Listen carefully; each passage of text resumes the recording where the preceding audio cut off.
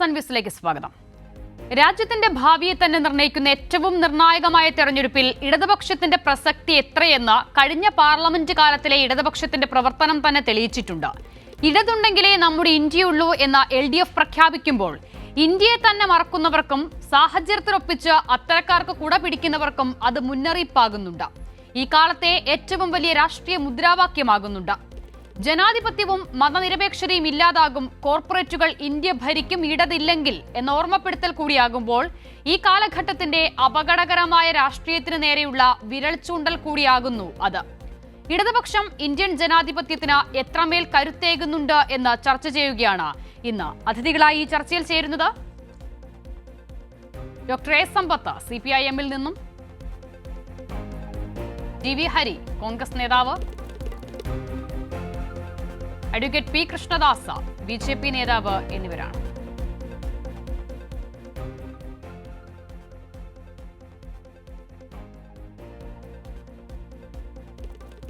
ആദ്യം ഞാൻ GV ഹരിയിലേക്ക് പോകുകയാണ്. ശ്രീ GV ഹരി, കഴിഞ്ഞ 2 തെരഞ്ഞെടുപ്പുകളിൽ, പ്രത്യേകിച്ചും കഴിഞ്ഞ 2 നിയമസഭാ തെരഞ്ഞെടുപ്പുകളിൽ കേരളത്തിൽ ഏറ്റവും കൂടുതൽ മുഴങ്ങിക്കേട്ട 2 മുദ്രാവാക്യങ്ങൾ അത് നമുക്ക് ഓർമ്മയുണ്ടാകും. ഒന്നാമത്തേത് ഇടതുപക്ഷം വരും എല്ലാം ശരിയാകും LDF വരും എല്ലാം ശരിയാകും എന്നുള്ളതാണെങ്കിൽ, രണ്ടാമത്തേത് ഉറപ്പാണ് LDF എന്നുള്ളതാണ്.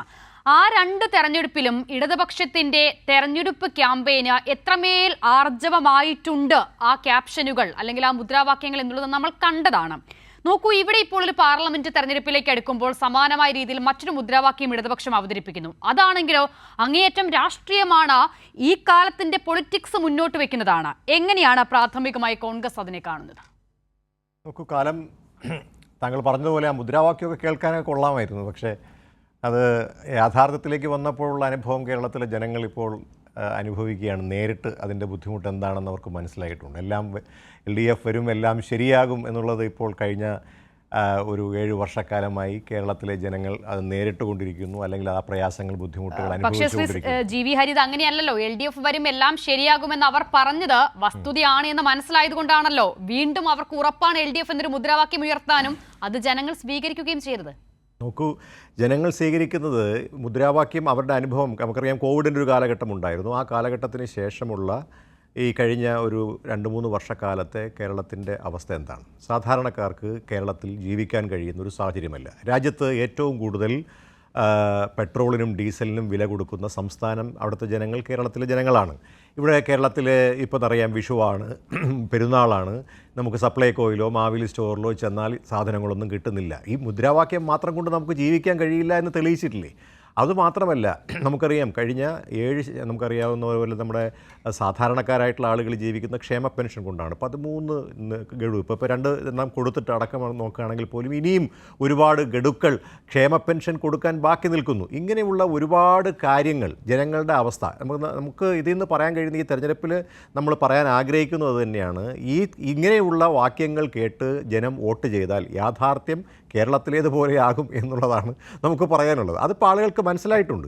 അതുകൊണ്ട് തന്നെ നമുക്ക് ജൂൺ 4-ാം തീയതി നമ്മൾ വീണ്ടും ഇരിക്കുമല്ലോ സ്ഥിതി. അപ്പോൾ നമുക്കറിയാം, നമുക്ക് അതിൻ്റെ എന്താണ് അതിൻ്റെ കേരളത്തിൽ ഉണ്ടാകാൻ പോകുന്ന റിസൾട്ട് എന്നുള്ളത് നമുക്കിപ്പോൾ തന്നെ എല്ലാവർക്കും പ്രവചിക്കാൻ കഴിയുന്നുണ്ട്. കാരണം ഇപ്പോൾ നിങ്ങൾക്കറിയാം, മാധ്യമപ്രവർത്തകർ, നിങ്ങളടക്കമുള്ള മാധ്യമപ്രവർത്തകർ നടക്കുന്ന സർവേയുടെ ഫലങ്ങൾ വന്നു തുടങ്ങിയിട്ടുണ്ട്. ഓരോ സർവേയുടെ ഫലവും വരുമ്പോഴും എത്ര വ്യത്യാസമാണ് UDF-ഉം LDF-ഉം തമ്മിൽ കേരളത്തിലുള്ളത് എന്നുള്ളത് നമുക്കറിയാം. സർവേയിൽ നിന്നുള്ള കാര്യങ്ങൾ നമുക്ക് നേരിട്ട് മനസ്സിലാവും. ഇതെല്ലാം ജനങ്ങൾക്ക് പ്രതികരിക്കാൻ, ഈ തെരഞ്ഞെടുപ്പ് കേരളത്തിലെ ജനങ്ങൾ പ്രതികരിക്കാൻ കാത്തിരിക്കുന്ന ഒരു തെരഞ്ഞെടുപ്പാണ്.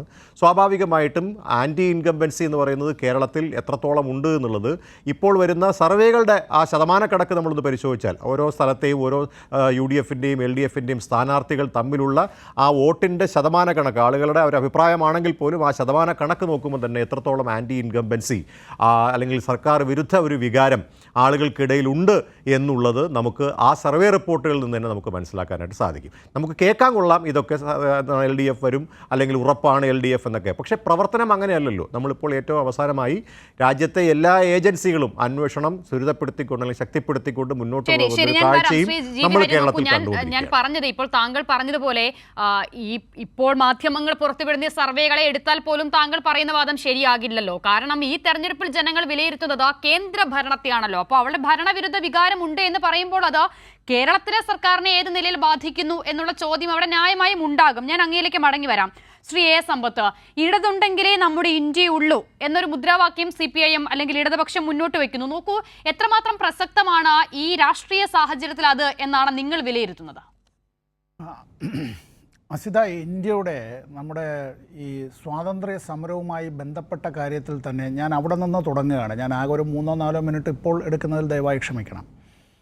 സ്വാമി കുമാരാനന്ദും മൗലാന ഹസ്രത് മൊഹാനിയും ഇന്ത്യൻ നാഷണൽ കോൺഗ്രസിൻ്റെ 1921 സമ്പൂർണ്ണ സമ്മേളനത്തിൽ ആദ്യമായി അങ്ങനെ ഒരു പ്രമേയം അവതരിപ്പിക്കുന്നതിന് ഒപ്പുശേഖരണം നടത്തി മഹാത്മാഗാന്ധിയുടെ മുമ്പിലേക്കടക്കം കൊണ്ടുപോയി. പ്രമുഖരായ കോൺഗ്രസ് നേതാക്കൾ അന്ന് അത് സമ്മതിച്ചില്ല. 10 കൊല്ലം വേണ്ടി വന്നു അവരത് സമ്മതിക്കാൻ. പൂർണ്ണ സ്വരാജ് എന്ന പ്രമേയം ഇന്ത്യൻ നാഷണൽ കോൺഗ്രസിനകത്ത്, അന്ന് ഇടതുപക്ഷക്കാരും വലതുപക്ഷക്കാരും കോൺഗ്രസിനകത്താണ്. ഹസ്രത് മൊഹാനിയും അതുപോലെ തന്നെ സ്വാമി കുമാരാനന്ദും കമ്മ്യൂണിസ്റ്റ് പാർട്ടി നേതാക്കളായിരുന്നു. അവരാണ് ആ ചങ്കൂറ്റം കാണിച്ചത്, പൂർണ്ണ സ്വരാജ് പ്രമേയം. ഞാൻ അവിടെ മുതൽ ഇങ്ങോട്ട് എടുക്കുകയാണ്. അത് കഴിഞ്ഞ് നമ്മുടെ ഇന്ത്യയിൽ ഇപ്പോൾ കോൺഗ്രസിനകത്ത് തന്നെ ഈ പ്രതിപക്ഷം തന്നെ കോൺഗ്രസിനകത്തുണ്ടായിരുന്നൊരു കാലമുണ്ടല്ലോ. അതുകൊണ്ടാണല്ലോ പണ്ഡിറ്റ് നെഹ്റുവിൻ്റെയും അതുപോലെ സർദാർ പട്ടേലിൻ്റെയും മഹാത്മാഗാന്ധിയുടെയും ഏറ്റവും വലിയ വിമർശകനായിരുന്ന ഡോക്ടർ അംബേദ്കർ അദ്ദേഹത്തെ നിയമമന്ത്രിയായി തന്നെ ക്ഷണിച്ച അത്തരത്തിൽ. അതുപോലെ തന്നെ കോൺഗ്രസിനകത്ത് ശ്രീ മദൻ മോഹൻ മാളവിയ, അദ്ദേഹം തീവ്ര വലതുപക്ഷക്കാരനും ഹിന്ദു മഹാസഭയുടെ നേതാവുമൊക്കെ ആയിരുന്നു നമുക്കറിയാം. ഭരണകക്ഷിയും പ്രതിപക്ഷവും അങ്ങനെ തന്നെ അന്ന് നമ്മൾ വിവക്ഷിക്കുന്ന നിലയിലേക്ക് കോൺഗ്രസ് ഉണ്ടായിരുന്നൊരു കാലത്തും ആദ്യമായി നമ്മുടെ ഇന്ത്യ സ്വാതന്ത്ര്യം പ്രാപിച്ചതിന് ശേഷം ഈ അഴിമതിക്കെതിരായിട്ടുള്ളൊരു വലിയ പോരാട്ടത്തിന്, അതിന് നിയമനിർമ്മാണത്തിന് വേണ്ടി അത് പാർലമെൻറ്റിൽ ഇത് സംബന്ധിച്ചുള്ള ചർച്ചകൾ വന്നപ്പോൾ അങ്ങനെ പണ്ഡിറ്റ് നെഹ്റു തന്നെ ഇത് സംബന്ധിച്ചൊരു പാർലമെൻ്ററി സമിതി, ഇന്നത്തെ പോലെ നമ്മൾ പറയുന്ന ഈ സ്റ്റാൻഡിംഗ് കമ്മിറ്റികളോ അത്തരത്തിലുള്ളതല്ല, ഇന്നത്തേത് അത് ഒരു ഏതാനും ചില പാർലമെൻറ്റ് അംഗങ്ങളെ അതിലേക്ക് വേണ്ടി ചുമതലപ്പെടുത്തി. ഇന്ദ്രജിത് ഗുപ്ത കമ്മിറ്റി എന്നാണ് ആ റിപ്പോർട്ടിൻ്റെ പേര്. അതായിരുന്നു വാസ്തവത്തിൽ ഇന്ന് നമ്മൾ പറയുന്ന ഈ ലോക്പാലിൻ്റെ എല്ലാം ആദിമ രൂപത്തിന് കാരണമായേക്കാവുന്ന റിപ്പോർട്ട് സമർപ്പിച്ചത്. തീരുന്നില്ല. പാർലമെൻറ്റിന് പുറത്തും പാർലമെൻറ്റിനകത്തും നടന്ന പ്രക്ഷോഭങ്ങളിലൊന്ന് അവിഭക്ത കമ്മ്യൂണിസ്റ്റ് പാർട്ടിയുടെ നേതാവായിരുന്ന സഖാവ് AK ഗോപാലൻ എന്ന അദ്ദേഹത്തെ പാർലമെൻറ്റ് അംഗമായിരിക്കുമ്പോൾ തന്നെ ഈ ആർട്ടിക്കിൾ 20 ദുരുപയോഗപ്പെടുത്തിക്കൊണ്ട് അദ്ദേഹത്തിനെ കരുതൽ തടങ്കലിന് അദ്ദേഹത്തെ വിധേയമാക്കി. അത് ചോദ്യം ചെയ്തു അദ്ദേഹം. അത് ചോദ്യം ചെയ്യുകയും AK Gopalan versus state of Madras എന്നുള്ള കേസുണ്ടാവുകയും ചെയ്തു. ഇന്ത്യയുടെ മൗലികാവകാശങ്ങളുമായി ബന്ധപ്പെട്ട ആർട്ടിക്കിൾ 21 ഏറ്റവും പ്രധാനപ്പെട്ട ഒരു കേസാണ്. ആ കേസിൽ അന്ന് സുപ്രീം കോടതി എടുത്ത നിലപാട് ശരിയായിരുന്നില്ല എന്ന് പിന്നീട് സുപ്രീം കോടതിക്ക് തന്നെ ബോധ്യപ്പെട്ടു. അത് ബോധ്യപ്പെടാൻ പിന്നീട് ഒരു 1/4 നൂറ്റാണ്ട് വേണ്ടി വന്നു. Maneka Gandhi versus union of ഇന്ത്യയിലാണ് എങ്കിൽ പോലും. ഇവിടെ ഈ ഒരു കാര്യം ഞാനിത് പറയുമ്പോൾ തന്നെ മറ്റൊരു കാര്യം, ഇന്ത്യയുടെ പിന്നീട് ഇങ്ങോട്ട് പാർലമെൻ്ററി ചരിത്രം നിങ്ങൾ പരിശോധിച്ചാൽ കസ്റ്റോഡിയൽ റേപ്പ്, ഇപ്പോൾ ഇതിൽ എന്നോടൊപ്പം തന്നെ ശ്രീ കൃഷ്ണദാസ് പങ്കെടുക്കുന്നുണ്ട്. അദ്ദേഹം അഭിഭാഷകൻ കൂടിയാണ്. നമ്മുടെ IPCയിൽ നേരത്തെ ഉണ്ടായിരുന്ന റേപ്പിനുണ്ടായിരുന്ന ഡെഫിനേഷൻ അതനുസരിച്ച് ഈ മധുര റേപ്പ് കേസ് വളരെ അത് മനസാക്ഷിയെ പിടിച്ചു കുലുക്കിയതാണ്. കസ്റ്റോഡിയൽ റേപ്പ് എന്നൊരു പുതിയ ഉപവകുപ്പ് അതിലേക്ക് ചേർക്കുന്നതിൻ്റെ കാരണം തന്നെ പാർലമെൻറ്റിൽ ഇടതുപക്ഷം നടത്തിയ ഇടപെടൽ. സഖാവ് സുശീല ഗോപാലൻ അടക്കമുള്ളവർ അത് പാർലമെൻറ്റിനകത്തും പുറത്തും നടത്തിയൊരു വലിയ പോരാട്ടമുണ്ട്.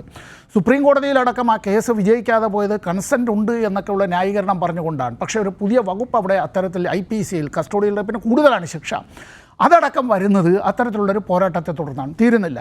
നമ്മൾ വനിതാ സംവരണ ബില്ലിൻ്റെ കാര്യത്തെക്കുറിച്ചല്ല ഇപ്പോൾ പറയുന്നുണ്ട്. വനിതാ സംവരണ ബില്ലുമായി ബന്ധപ്പെട്ട കാര്യത്തിന് ആദ്യം മുതൽ തന്നെ ഇതിന് വലിയ രീതിയിലുള്ള ഈ പ്രക്ഷോഭങ്ങൾ പുറത്തും പാർലമെൻറ്റിനകത്ത്, അത് പ്രക്ഷോഭം എന്ന പദം ഞാൻ ഉപയോഗിക്കുന്നില്ല എങ്കിൽ പോലും സഖാവ് സുശീല ഗോപാലെല്ലാം നടത്തിയിട്ടുള്ളതുപോലെ തന്നെ ഇക്കാര്യത്തിൽ അത് പിന്നീട് ഞാൻ 96-ൽ 11ാം ലോക്സഭയിൽ അംഗമായിരിക്കുമ്പോൾ ഞാൻ ഇരിക്കുന്നതിൻ്റെ തൊട്ട് മുമ്പിൽ 2 ബെഞ്ച് മുമ്പിലാണ് കാറ്റടിച്ചാൽ പറന്നു പോകുന്നത് പോലെ കൃശഗാത്രയായ ഒരു നേതാവ്, CPIയുടെ നേതാവായിരുന്നു. അവരുടെ പേര് ഗീതാ മുഖർജി എന്നാണ്. ഗീതാ മുഖർജി അതിനുവേണ്ടി നടത്തിയിട്ടുള്ള പരിശ്രമങ്ങളുണ്ട്. എങ്ങനെയാണ് ഇത് മറക്കാനായിട്ട് കഴിയുക?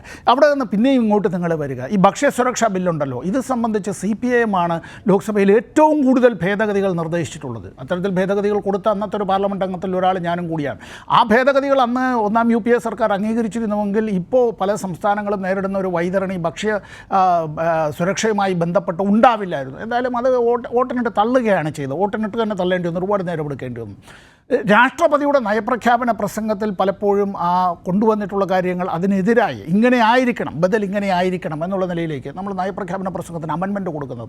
ഏറ്റവും കൂടുതൽ അമെൻമെൻറ്റുകൾ അത്തരത്തിൽ നൽകിയിട്ടുള്ളത് ഇടതുപക്ഷത്ത് നിന്നാണ് നൽകിയിട്ടുള്ളത്. ഇവിടെ നമ്മൾ ഇപ്പോൾ ഞാനിത് ഈ കാര്യം തീർക്കുന്നതിന് മുമ്പ് ഒരു കാര്യം, ഏറ്റവും ഒടുവിലത്തേത് നമ്മളിപ്പോൾ NIA-യുമായി ബന്ധപ്പെട്ട് നാഷണൽ ഇൻവെസ്റ്റിഗേഷൻ ഏജൻസി അവരുടേതായിട്ടുള്ള അധികാരം അങ്ങനെ വല്ലാതെ വർദ്ധിപ്പിക്കുന്ന ഒരു ഭേദഗതി വരുന്ന സമയത്ത് അത് പാർലമെൻറ്റിൽ ലോക്സഭയിൽ വോട്ടിനിട്ടപ്പോൾ ആരിഫ് ഉൾപ്പെടെയുള്ള 6 അംഗങ്ങൾ മാത്രമാണ് ആ ഭേദഗതിക്കെതിരായി വോട്ട് ചെയ്തത്. മറ്റുള്ള ആളുകൾ വോട്ട് ചെയ്തോ എന്ന് ചോദിച്ചാൽ ചോദിച്ചു, ഇല്ലെങ്കിൽ ഇല്ല എന്നൊക്കെ പറയുന്നതിന് വേണ്ടി അടിച്ചതിന് വേണ്ടി കരഞ്ഞതുപോലുള്ള സ്ഥിതിയിലേക്കായിരിക്കും ഉണ്ടായിട്ടുണ്ടാവുക. ഇതിന് തൊട്ട് മുമ്പ് തന്നെ ഞാൻ വേറെ പറയട്ടെ, പാർലമെൻറ്റിൽ ആണല്ലോ പാസ്സാക്കിയതാണല്ലോ ഈ നമ്മുടെ ഈ ഇലക്ട്രൽ ബോണ്ടുകളുമായി ബന്ധപ്പെട്ട നിയമം. അത് പാർലമെൻറ്റ് പാസ്സാക്കിയ നിയമമാണ്, അതുകൊണ്ട് രാജ്യത്തെ നിയമമാണ് എന്നെല്ലാം പറയുകയും അത്തരം കാര്യങ്ങളെല്ലാം വന്നു. പാർലമെൻറ്റിൽ എതിർത്തു എന്ന് മാത്രമല്ല, CPIM ഈ ബോണ്ടുകൾ വാങ്ങുന്നില്ല എന്ന് തീരുമാനിച്ചു. CPIM സുപ്രീം കോടതിയിലേക്ക് പോയി. സുപ്രീം കോടതിയിൽ കേസിലടക്കം, അത് വിധിന്യായത്തിൽ തന്നെ പറയുന്നുണ്ട്, ജസ്റ്റിസ് ഭൂഷൺ എടുത്ത് പറയുന്നുണ്ട്, ഞങ്ങളുടെ മുമ്പിലേക്ക് വന്നിട്ടുള്ളൊരു പെറ്റീഷൻ ഒരു പൊളിറ്റിക്കൽ പാർട്ടി ഈ കാര്യത്തിൽ എടുത്ത, അപ്പോൾ അത് ആ കാര്യത്തെ സംബന്ധിച്ച് തീരുന്നില്ല. പാർലമെൻറ്റിനകത്തും പുറത്തുമടക്കം ഈ രാജ്യത്ത് നടക്കുന്ന വർഗീയമായിട്ടുള്ള ചേരിതിരിവ്, ആ വേട്ട, അതൊരു ഒരു സ്റ്റേറ്റ് സ്പോൺസേർഡ് ടെററിസമായിട്ട് വരുമ്പോൾ ഇതിനെതിരായി എടുത്തിട്ടുള്ള നിലപാട്, അപ്പോൾ ഗുജറാത്തിലെ റൈറ്റ്സിൻ്റെ കാര്യത്തിലായാലും അതിനുശേഷം നടന്നിട്ടുള്ള നിരവധി കലാപങ്ങളിലായിരുന്നാലും ഇത്തരം വിഷയങ്ങളിൽ ബിൽക്കിസ് ബാനുവിൻ്റെ അറിയാമല്ലോ, അതിപ്പോൾ ഞാനത് കൂടുതൽ ഇപ്പോൾ ഈ സമയത്ത് അധികം ഞാൻ അപഹരിക്കുന്നില്ല. ബിൽക്കിസ് ബാനുവിൻ്റെ കേസുമായി ബന്ധപ്പെട്ട് പാർലമെൻറ്റിലടക്കം ഉന്നയിക്കാനും ഇതിന് പുറത്തടക്കം നിയമ പോരാട്ടത്തിന് സംരക്ഷണം നൽകാനും എല്ലാം സുഭാഷിണി അലി അടക്കമുള്ളവർ പാർലമെൻറ്റിന് പുറത്ത് മുൻ പാർലമെൻറ്റ് അംഗമാണ്, കാൺപൂരിൽ നിന്നുള്ള ഒരു CPM-ൻ്റെ അംഗമായിരുന്നു ഒരു തവണ. അത് 14 കൊല്ലക്കാലം ആ ഒരു വേട്ടയാടലിൽ നിന്ന് അവർക്ക് സംരക്ഷണം നൽകാനും അങ്ങനെ ഒരു ധീരോദാത്തമായൊരു നിലപാട് സ്വീകരിക്കാനും ഇടതുപക്ഷത്തിന് മാത്രമല്ലേ കഴിഞ്ഞുള്ളൂ. ഇവിടെ ലേബർ കോഡുകൾ അത് അടിച്ചേൽപ്പിക്കുന്നതിന് വേണ്ടി കൊണ്ടുവന്നത് എങ്ങനെയാണ്?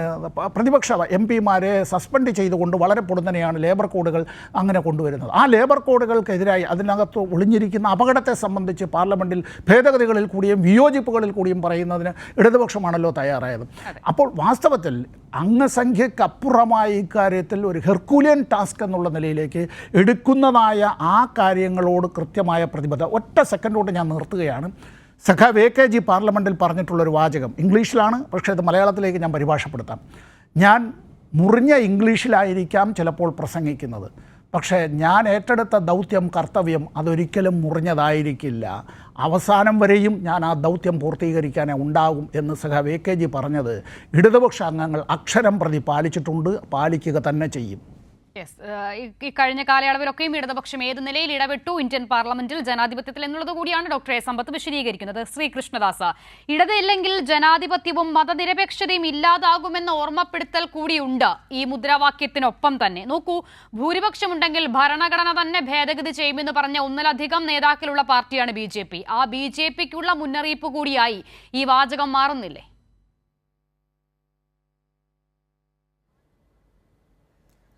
അസിത, നമ്മൾ ഒരു തെരഞ്ഞെടുപ്പ് കാലഘട്ടത്തിൽ ഒരു തെറ്റിദ്ധരിപ്പിക്കപ്പെടുന്ന തരത്തിലുള്ള ഏതെങ്കിലും തരത്തിലുള്ള വിഷയങ്ങൾ ചർച്ച ചെയ്തതുകൊണ്ട് പ്രത്യേകിച്ച് എന്തെങ്കിലും ഗുണമുണ്ടോ എന്നുള്ളത് ആ രാഷ്ട്രീയ ചർച്ച ഉയർത്തുന്നവർക്ക് ഗുണമുണ്ടോ എന്നുള്ളത് അവർ ആലോചിക്കേണ്ടതാണ്. മറ്റൊന്ന്, പൊതുസമൂഹത്തിൽ അതിനെന്തെങ്കിലും ഗുണമുണ്ടോ എന്നുള്ളത് ആലോചിക്കേണ്ടതാണ്. അതിൻ്റെ ഒരു പ്രധാനപ്പെട്ട കാരണം, ഇപ്പോൾ ഇടതുപക്ഷമുണ്ടെങ്കിൽ ഇന്ത്യയുള്ളൂ, അല്ലെങ്കിൽ ഇടതുപക്ഷമുണ്ടെങ്കിൽ ജനാധിപത്യമുള്ളൂ എന്നൊക്കെ പറഞ്ഞാൽ അത് കുറച്ച് കടന്നു കൈയായി പോവില്ലേ എന്നുള്ളത് നമ്മൾ ആലോചിക്കേണ്ടതാണ്. കോൺഗ്രസ്സുകാർക്ക് അങ്ങനെ ഒരു ധാരണ ഉണ്ടായിരുന്നു, കോൺഗ്രസ് ഉണ്ടെങ്കിലേ ജനാധിപത്യമുള്ളൂ എന്നുള്ളത്. അത് ഇന്ദിരാഗാന്ധിയുടെ കാലഘട്ടത്തിൽ അടിയന്തരാവസ്ഥ കാലഘട്ടം വന്നതോടുകൂടി രാജ്യത്തെ കോൺഗ്രസ്സുകാരെ സംബന്ധിച്ച്, രാജ്യത്തെ ജനങ്ങളെ സംബന്ധിച്ച് അവർക്ക് അതിലൊരു ധാരണ വന്നു. എന്താണ് ജനാധിപത്യം, ജനാധിപത്യപരമായി എങ്ങനെ ഭരണഘടനയെ അട്ടിമറിക്കാം, ജനാധിപത്യപരമായി എങ്ങനെ കോടതികളെ അട്ടിമറിക്കാം, എങ്ങനെ രാജ്യത്ത് ജനങ്ങളുടെ പൗരാവകാശങ്ങൾ ഇല്ലാതെയാക്കാം. ഇതൊക്കെ അടിയന്തരാവസ്ഥയുടെ 19 മാസക്കാലം കൊണ്ട് രാജ്യത്തെ ജനങ്ങൾക്ക് ബോധ്യപ്പെട്ടു. ഇപ്പോൾ ഇടതുപക്ഷത്ത് ബഹുമാനപ്പെട്ട മുഖ്യമന്ത്രി അടക്കമുള്ള ആളുകൾ, ശ്രീ സമ്പത്ത് പരിണിതപ്രജ്ഞനായിട്ടുള്ള നേതാവാണ് ശ്രീ സമ്പത്ത്. അദ്ദേഹം വളരെ സമയമെടുത്ത് അദ്ദേഹത്തിൻ്റെ ആദ്യത്തെ പാർലമെൻറ്റ് മുതൽ ഇപ്പോഴുള്ള പാർലമെൻറ്റ് വരെയുള്ള ഇടതുപക്ഷ പ്രസ്ഥാനങ്ങളുടെ കോൺട്രിബ്യൂഷനെ സംബന്ധിച്ച് അദ്ദേഹം സൂചിപ്പിച്ചു. ഞാനതിനെ ഒട്ടും കുറച്ച് കാണാൻ വേണ്ടി ആഗ്രഹിക്കുന്നില്ല. അവരുടെ കോൺട്രിബ്യൂഷൻ രാജ്യത്തെ ജനാധിപത്യ പ്രക്രിയയിൽ വളരെ നല്ല രീതിയിൽ പ്രയോഗിക്കാൻ കഴിയുന്ന കാലഘട്ടങ്ങളിൽ അവരത് പ്രയോഗിച്ചിട്ടുണ്ട്. പക്ഷേ രാജ്യത്തൊരു നിയമം ഉണ്ടാകുമ്പോൾ ആ നിയമത്തെ അനുസരിക്കുക എന്നുള്ള പ്രക്രിയയോട് അവർ എത്രത്തോളം യോജിച്ചിട്ടുണ്ട്, അല്ലെങ്കിൽ അതിനോട് എത്രത്തോളം യോജിച്ച് നിൽക്കുന്നുണ്ട്. ഉദാഹരണത്തിന് അസിത എന്നോട് ചോദിച്ചൊരു പ്രധാനപ്പെട്ട ചോദ്യം, ഇടതുപക്ഷമുണ്ടെങ്കിൽ ഭരണഘടനയ്ക്ക് മാറ്റമില്ലാതിരിക്കൂ, അല്ലെങ്കിൽ ഭരണഘടനയ്ക്ക് ഏതെങ്കിലും തരത്തിലുള്ള അപജയം ഉണ്ടാകാതിരിക്കൂ എന്നുള്ള അർത്ഥത്തിലാണല്ലോ അങ്ങനോട് ചോദ്യം ചോദിച്ചത്. ഞാൻ തിരിച്ചൊന്ന് ചോദിക്കട്ടെ, ഭരണഘടന എത്ര തവണ അമെൻമെൻറ്റ് ചെയ്യപ്പെട്ടിട്ടുണ്ട്? ഭരണഘടനയിൽ എത്ര തവണ കൂട്ടിച്ചേർക്കലുകൾ കൊണ്ടുവന്നിട്ടുണ്ട്, ഒഴിവാക്കപ്പെടലുകൾ കൊണ്ടുവന്നിട്ടുണ്ട്? അതെല്ലാം BJPയുടെ കാലഘട്ടത്തിലാണോ? അപ്പോൾ ഭരണഘടനയ്ക്ക് മാറ്റമുണ്ടാകും, ഭരണഘടന തിരുത്തപ്പെടും എന്നൊക്കെ പറഞ്ഞാൽ ഭരണഘടന 100-ലധികം തവണ തിരുത്തപ്പെട്ടിട്ടുണ്ട്, പല ഘട്ടങ്ങളിലായി തിരുത്തപ്പെട്ടിട്ടുണ്ട്, നിയമങ്ങൾ മാറ്റപ്പെട്ടിട്ടുണ്ട്, നിയമങ്ങൾക്ക് മാറ്റങ്ങൾക്ക് വിധേയമായിട്ടുണ്ട്. നമ്മുടെ രാജ്യത്തെ എല്ലാ നിയമങ്ങളും കാലാകാലങ്ങളിൽ മാറ്റങ്ങൾക്ക് വിധേയമായിട്ടുണ്ട്. ബ്രിട്ടീഷുകാരുടെ കാലഘട്ടത്തിലും അതിന് മുൻപുള്ള കാലഘട്ടത്തിലും അതിനുശേഷമുള്ള കാലഘട്ടത്തിലും അത്തരത്തിലുള്ള സാഹചര്യങ്ങളൊക്കെ വളരെ സ്വാഭാവികമായ ഒരു ജനാധിപത്യ രാജ്യത്ത് ഉണ്ടാകുന്നതാണ്. പക്ഷേ ഏതെങ്കിലും ഒരു വിഭാഗത്തിന്റെ മാത്രം താല്പര്യത്തിനനുസരിച്ച് അതിൽ മാറ്റം വരുത്തുമ്പോഴാണല്ലോ പ്രശ്നം. അതിനെയാണല്ലോ ചോദ്യം ചെയ്യുന്നത്. അസിത, അങ്ങനെ നമ്മുടെ ഭരണഘടനയിൽ ഒരു മാറ്റം കൊണ്ടുവരാൻ കഴിയില്ല. അതിൻ്റെ പ്രധാനപ്പെട്ട കാരണം ഏത് പാർട്ടി ഭരിച്ചാലും ഏത് സംവിധാനം ഭരിച്ചാലും നമ്മുടെ ജനാധിപത്യ ക്രമം അനുസരിച്ച് ഭരണഘടനാനുസൃതമായിട്ടുള്ള കാര്യങ്ങൾക്ക് മാത്രമേ മുന്നോട്ട് പോകാൻ കഴിയൂ. ഇല്ലെങ്കിൽ അത് ബഹുമാനപ്പെട്ട കോടതികളിൽ ചോദ്യം ചെയ്യപ്പെടും, അത് പരിശോധിക്കപ്പെടുന്ന സാഹചര്യം ഉണ്ടാകും. അപ്പോൾ ഭരണഘടനാ വിരുദ്ധമായിട്ടുള്ള നടപടി എന്ന് പറയുന്നത് നമ്മുടെ രാജ്യത്തിൻ്റെ ജനാധിപത്യ പ്രക്രിയയിൽ അത്ര സാധ്യമല്ല. അത് ആകെ വളരെ പ്രായോഗികമായി നടത്തിയെടുത്ത ആളുകൾ കോൺഗ്രസ്സുകാരാണ്. അടിയന്തരാവസ്ഥ കാലഘട്ടം ഭരണഘടന തിരുത്തുമെന്ന് പറഞ്ഞ രണ്ട് നേതാക്കളെ, രണ്ടുപേരും MP-മാരായിരുന്നു. എന്തുകൊണ്ട് BJPയുടെ നേതൃത്വം അപ്പോൾ അവരെ തിരുത്തിയില്ല, അല്ലെങ്കിൽ അങ്ങനെ ഒരു ഉദ്ദേശം ഞങ്ങൾക്കില്ല എന്ന് പറഞ്ഞില്ല? അത് നമ്മളാരും കേട്ടില്ലല്ലോ.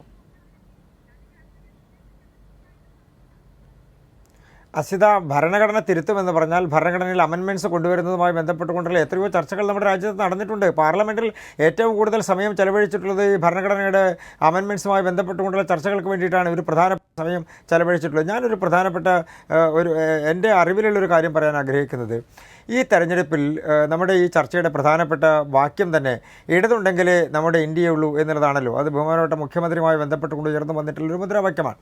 ഞാൻ തിരിച്ചൊന്ന് ചോദിക്കട്ടെ, ഈ ചർച്ചയിൽ രാജ്യത്ത് ഈ തെരഞ്ഞെടുപ്പുമായി ബന്ധപ്പെട്ടുകൊണ്ട് ജനങ്ങൾ ചർച്ച ചെയ്യുന്നത് ഇതാണോ യഥാർത്ഥ മുദ്രാവാക്യം? കേരളത്തിൽ ഇതിന് പ്രസക്തിയുണ്ട്. കാരണം കേരളത്തിൽ ഇടതുപക്ഷത്തെ സംബന്ധിച്ച് അവർക്ക് പാർലമെന്റിലേക്ക് ഒരു അംഗമുള്ളൂ എങ്കിൽ പോലും സ്വാഭാവികമായും ഇടതുപക്ഷത്തിന് രാഷ്ട്രീയപരമായി താല്പര്യപ്പെട്ട് നിൽക്കുന്ന ഒരു വിഭാഗം ആളുകളുടെ മുന്നിലേക്കാണ് ഇടതുണ്ടെങ്കിലേ നമ്മുടെ ഇന്ത്യയുള്ളൂ എന്നൊരു മുദ്രാവാക്യം ഉയർത്തുന്നത്. വാസ്തവത്തിൽ ആ മുദ്രാവാക്യത്തെ ഇന്നത്തെ രാഷ്ട്രീയ സാഹചര്യത്തിനനുസരിച്ച് എങ്ങനെ വേണമെങ്കിലും നമുക്ക് വായിക്കാം എന്നുള്ളതാണ് അതിൽ ഏറ്റവും പ്രധാനപ്പെട്ട കാര്യം. ഭാരതം എന്ന് മാറ്റാൻ വെമ്പി നിൽക്കുന്ന ആളുകളുടെ മുന്നിലാണ് ഇടതുണ്ടെങ്കിലേ ഇന്ത്യയുള്ളൂ എന്ന് പറയുമ്പോൾ ഈ രാജ്യത്തെ തന്നെ നിലനിർത്തുന്നതിന്റെ ആവശ്യകത കൂടിയുണ്ട്. അതിൽ അങ്ങനെയും കണ്ടുകൂടെ?